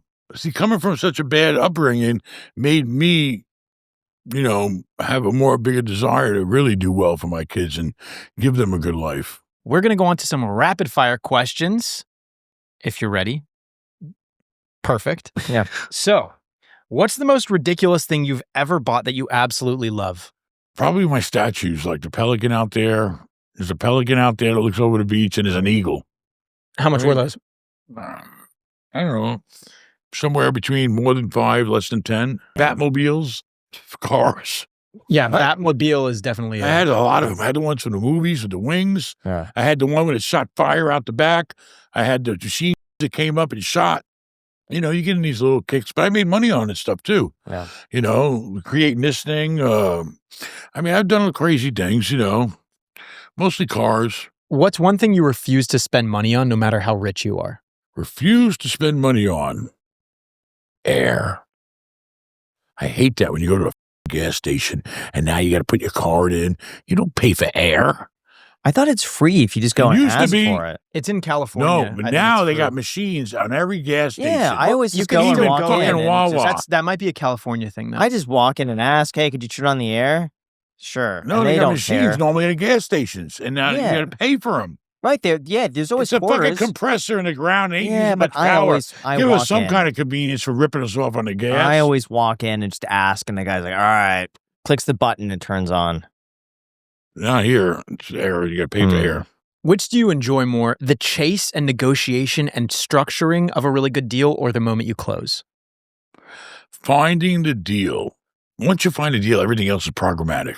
Programmatic, whatever the word is. So it's the... Once you find that deal, and you know you got that deal, everything else, you get it. You close the deal, you got the money to close the deal, you fix it up, you know, and then you can start making moves. But finding the deal is the key to real estate. Everything else is easy. You can hire somebody to fix shit. You can hire somebody to, you know, to manage shit. You can, you know, finding that deal with value add components. In one sentence, what is one piece of advice that you would love to give to your 20-year-old self? focus on making money and not, having a good time, worrying about having a good time. I mean, that's the biggest problem that 20-year-olds do. They're just, and it's natural. It's human nature, I guess. You can have a much better time when you're 30 and you're rich. Okay? Spend your 20 to 30 years, 20 to 30, 10 years doing everything you possibly can to get ahead so you won't have to work so hard when you're 30. And then when you're 40, you'll be even better. And when you're 50, you'll be even better. I mean, really put the time in because you got the most energy when you're 20 years old. I worked, I partied, but when I first started, when I was 20, I know damn well I worked constantly from the time I got up, except the weekends you party. I was working probably 16, 18-hour days. And you would have wanted to work on the weekends to add that time. I did work on the weekends, and I, really started getting hooked on, knowing, hey, I got to get shit done because the quicker I get it done, the quicker I can make that money. So, but partying was always the biggest problem. When I was chasing, when you chase, out dating and, all that shit and going out and clubs and drinking. What do you feel? How do you feel about that, Jack? It's really a waste of time. You can do a little. You can do it in moderation, but you can't do a lot of it. And you can't get hooked up on what your friends are always doing and trying to keep up with your friends. Who's having money in the bank, I'm telling you, that'll protect you for the rest of your life and lead to a great life. I mean, I don't party and go out that much. It's a pretty. But I'm talking like pedal to the metal, like head down 10 years, 20s. I disagree. I think 10 years is a really big sacrifice. I think if you're you should do everything within reason. So if you know the general idea of the life that you want to live when you're 30, when you're 40, when you're 50, when you're 60, add on 30%, maybe 40% and shoot for that. Oh, I'd say double it. It's like I got friends, people I'm friendly with, and they say, oh, yeah, when I was 20, I was backpacking and traveling the world and, and all that great experience and sleeping in hostels and, they claim it was a great time. But today, they're broke. If I want to go travel to all the places you were backpacking to and all that, I'm going to get on a plane, I'm going to stay in a nice hotel, and I'm really going to enjoy the place and enjoy the experience. You should have been working when you were 20 years old, not sleeping in the street and traveling all around. I mean, and now they cry to me how broke they are. Well, you're broke because you controlled your life. Okay, and well, in fairness, we hear a lot of the other side of the token as well. So a lot of other people say, I wish that I enjoyed my 20s a little bit more. Gary Vee, actually, we asked him well, if you could go back in time, what would you have done? And he's like, I just wish that I would have let myself enjoy my life a little bit during the 20s. Yeah, so it's hard to say. Then he might not be enjoying as much now. True. Yeah. But then again, your body he might not have what he has now to help if he has kids. I don't even know what you're talking about, but, listen, I don't know. I think you got to earn. You earn and you make shit happen, then you enjoy life. That's the way I think it should be. I agree, but I made my mistakes. Don't get me wrong. Yeah. I don't think it's zero, on or off, like a light switch. You can do a little. You find a balance. Yeah. Moderation. Everything is good in moderation. Drinking is fine. Eating is fine. Traveling is fine. Everything, partying, whatever, in moderation. But the main focus of your life has to be moving ahead because the clock's ticking. And one day, you're not going to be able to do it. Time is up, clock's ticked, and you're done. Mm-hmm. Or you're too old to do. So time is so valuable. People don't appreciate the value of time. That's the biggest problem that people don't realize. Because by the time you know it, you're going to be 30, and you're going to say, oh, I still ain't got my shit together. Or I don't have money in the bank, and I don't have, where I really wish I was at. I would agree with that. I think it's the main focus that you should have in your 20s. I'm not saying you should never go out to a restaurant. You should never go out on a date. But you do it within, you have a little entertainment in your life. Yes, it's important. You're human. But you can't do too much. Yeah. I think I sound more like a contrarian than I actually am because I agree it should be the main focus. It just shouldn't be the only focus. Everything is right in moderation. Everything is right in the proper place. You have a proper time set aside to focus on growth. You have a certain time where you have to maintain your responsibilities. You have a certain time where you can spend with your kids. You have to allocate your time accordingly and logically, but growth has to be a driving, most important thing. You never sacrifice the time you need to spend growing and pushing to get ahead on stupid shit that ain't going to do for you, because the next day, oh, wow, I went to a concert. Big deal. You had a good time at a concert. How's it going to help you tomorrow when your ass is broken? You spent all the money on a concert. I mean, you got to think logically and sensibly. And hopefully one day you will. I hope so too. Ben Mallah, thank you so much for coming on the Ice Thank Coffee you for Hour. coming to my house and occupying it. Thank you for 100%. having us here. I gotta say, I've Yeah. seen this house in plenty of different videos. This is way more impressive. And I had very high expectations. This is Ooh. way better It's beautiful, than man. I thought. That's Well, really a it gorgeous all house. could be yours. What low As price? long as it has a 3 in front of 1, two 2, 3, zeros. 4, 2 5, zeros. 6, How about it could 7, be a 8. 3 in front of the 1, 13. Well, because you're a cheap bastard. That's Or why. the Maybe a 1 three in front of behind the a 1. 3 You behind always a- want to bargain. You Yeah. want to bargain, but that's fine. But the people I'm going to sell this house to are not really going to care that much. They're going to say, well, I'm paying what the going rate is. If I wanted 3 lots on the Gulf of America, my wife's pissed about that. Why does he do that? Does he do it just to irritate people at Gulf of America? Probably. Yeah. Is that just part of his obnoxious ego? Point. Now we're I mean, don't talking get me about it. wrong. Bring Plus, more I'm not attention gonna to go, it. but if that He sticks, does things on purpose because he knows he likes to shock you. New Yorkers like to shock you. They like to stick it in there and start some. That's the New York mentality. I think he just likes And being it helps a lot, but Yeah. sometimes he goes a little too far. well, also, it's like cementing his legacy. Like, if that sticks, Yeah. then he's the guy that turned it. Yeah, I'm the Yeah. guy that changed it to Gulf of America. Anyway, it is what it is. But where were we at? I was forgot saying where thank at, you for but coming on the Thanks show. for coming Thank you out. for inviting us into your house. And guys, if you're interested in some consulting, Mhm. Go to benmallah.com and consult with Ben, okay? Because I'm not bragging, but I'm just going to tell you right now, you're not going to find anybody with 30 years experience that's accumulated all the real estate wealth I have that's going to give you a straight answer, not with a hidden agenda, and looking to take anything from you. Just help you out and get you on the right track and answer questions if I can. And if I can't, I'll try to find the answer or, find somebody that does have the answer. and you need to raise prices because I think you're underselling yourself. Well, but you know, that's an Booking- you're The point opportunity. booking is- at a crazy That's an deal. opportunity This for is- you guys. This That's is an it. arbitrage I'm not looking to opportunity. get we're rich not on making it. any money off this, by I'm the not way. looking to get Someone rich could on book it. your call and then upsell it somewhere else and then You profit know, the difference. I'm not looking to get rich. I already am considered rich, I guess. So, it helps a little, but I like helping people. Okay, imagine if the whole world helped each other. Can you imagine that? How better a world we'd all live in? I don't even know, why are we fighting wars anymore? Why are we even going to violence and destruction and all? Why are there so many we fucking got to put you idiots in still charge. in the world? If you were in Why? charge, Ben. Can't they solve any problem by pretty much money, or necessity they need? I mean, I don't understand war. It makes no sense to me whatsoever. How they can take something that's running and good and destroy it, blow up buildings, destroy people's lives. Where does it benefit? I don't understand. There's no benefit in it. There's nothing in it for anybody. And then if you do win, all right, now you're stuck with a bombed out place. What the is the point? What is the problem here? And whenever people have conflict, they need to sit down, okay, and there's 2 sides to every story. But, the problem is that I think we're dealing with people who are just irrational. The Middle East has always been irrational.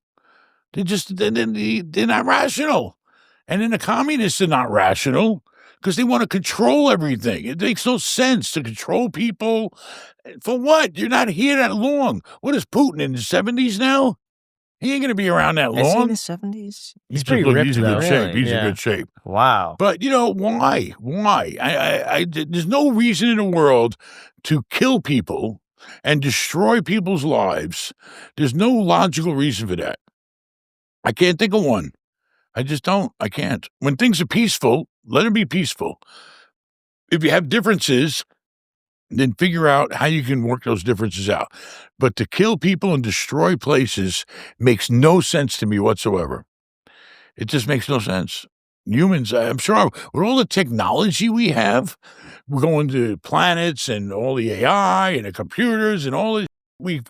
Let's face it, humans evolve very quickly lately, too, if you notice. I mean, think back only 50 years ago, how the world was so different. But we can't be human and treat each other with respect and just get along peacefully. I don't understand it. It's like we're animals. We got to get rid of that animalistic mentality, okay, and not even let it be tolerated in society. And all the criminal. There's no room in this world for criminals. People that want to hurt you or, rob you. There's just no room for that. There's just no room in the world anymore. I'm surprised that we haven't evolved into a more peaceful society. It's unbelievable. You guys got to vote Mallah 2028. Not the job for me. I feel like you'd be a good president. You'd be great. We'd at least have really good infrastructure and housing. Good negotiations, too. I could have tried to become the Department of HUD, yeah. I mean, listen, affordable, I believe in everything. I believe in affordable housing. I believe in helping people, and it makes the world a better place. But the people that don't want to act right, there's just no room for them in society. I'm sorry. How many millions of people are in jails? It's ridiculous. And why are they there? And how did they grow up and how did they get there? We need to change our whole society. And eventually all the cuckoos and bad people will just eventually die off from that, hopefully natural causes or whatever, kill each other. And then you'll just have good people left in the world. I don't know. I don't know the answer, but maybe you guys do. Maybe one day. You're the new generation. We'll work on it. You're the new generation. AI will figure it out. AI. Guys, thank you so much for Thank you. watching. It really means a lot. Thank you, Ben, for inviting us in your house. Thank you. And until next time. See you guys.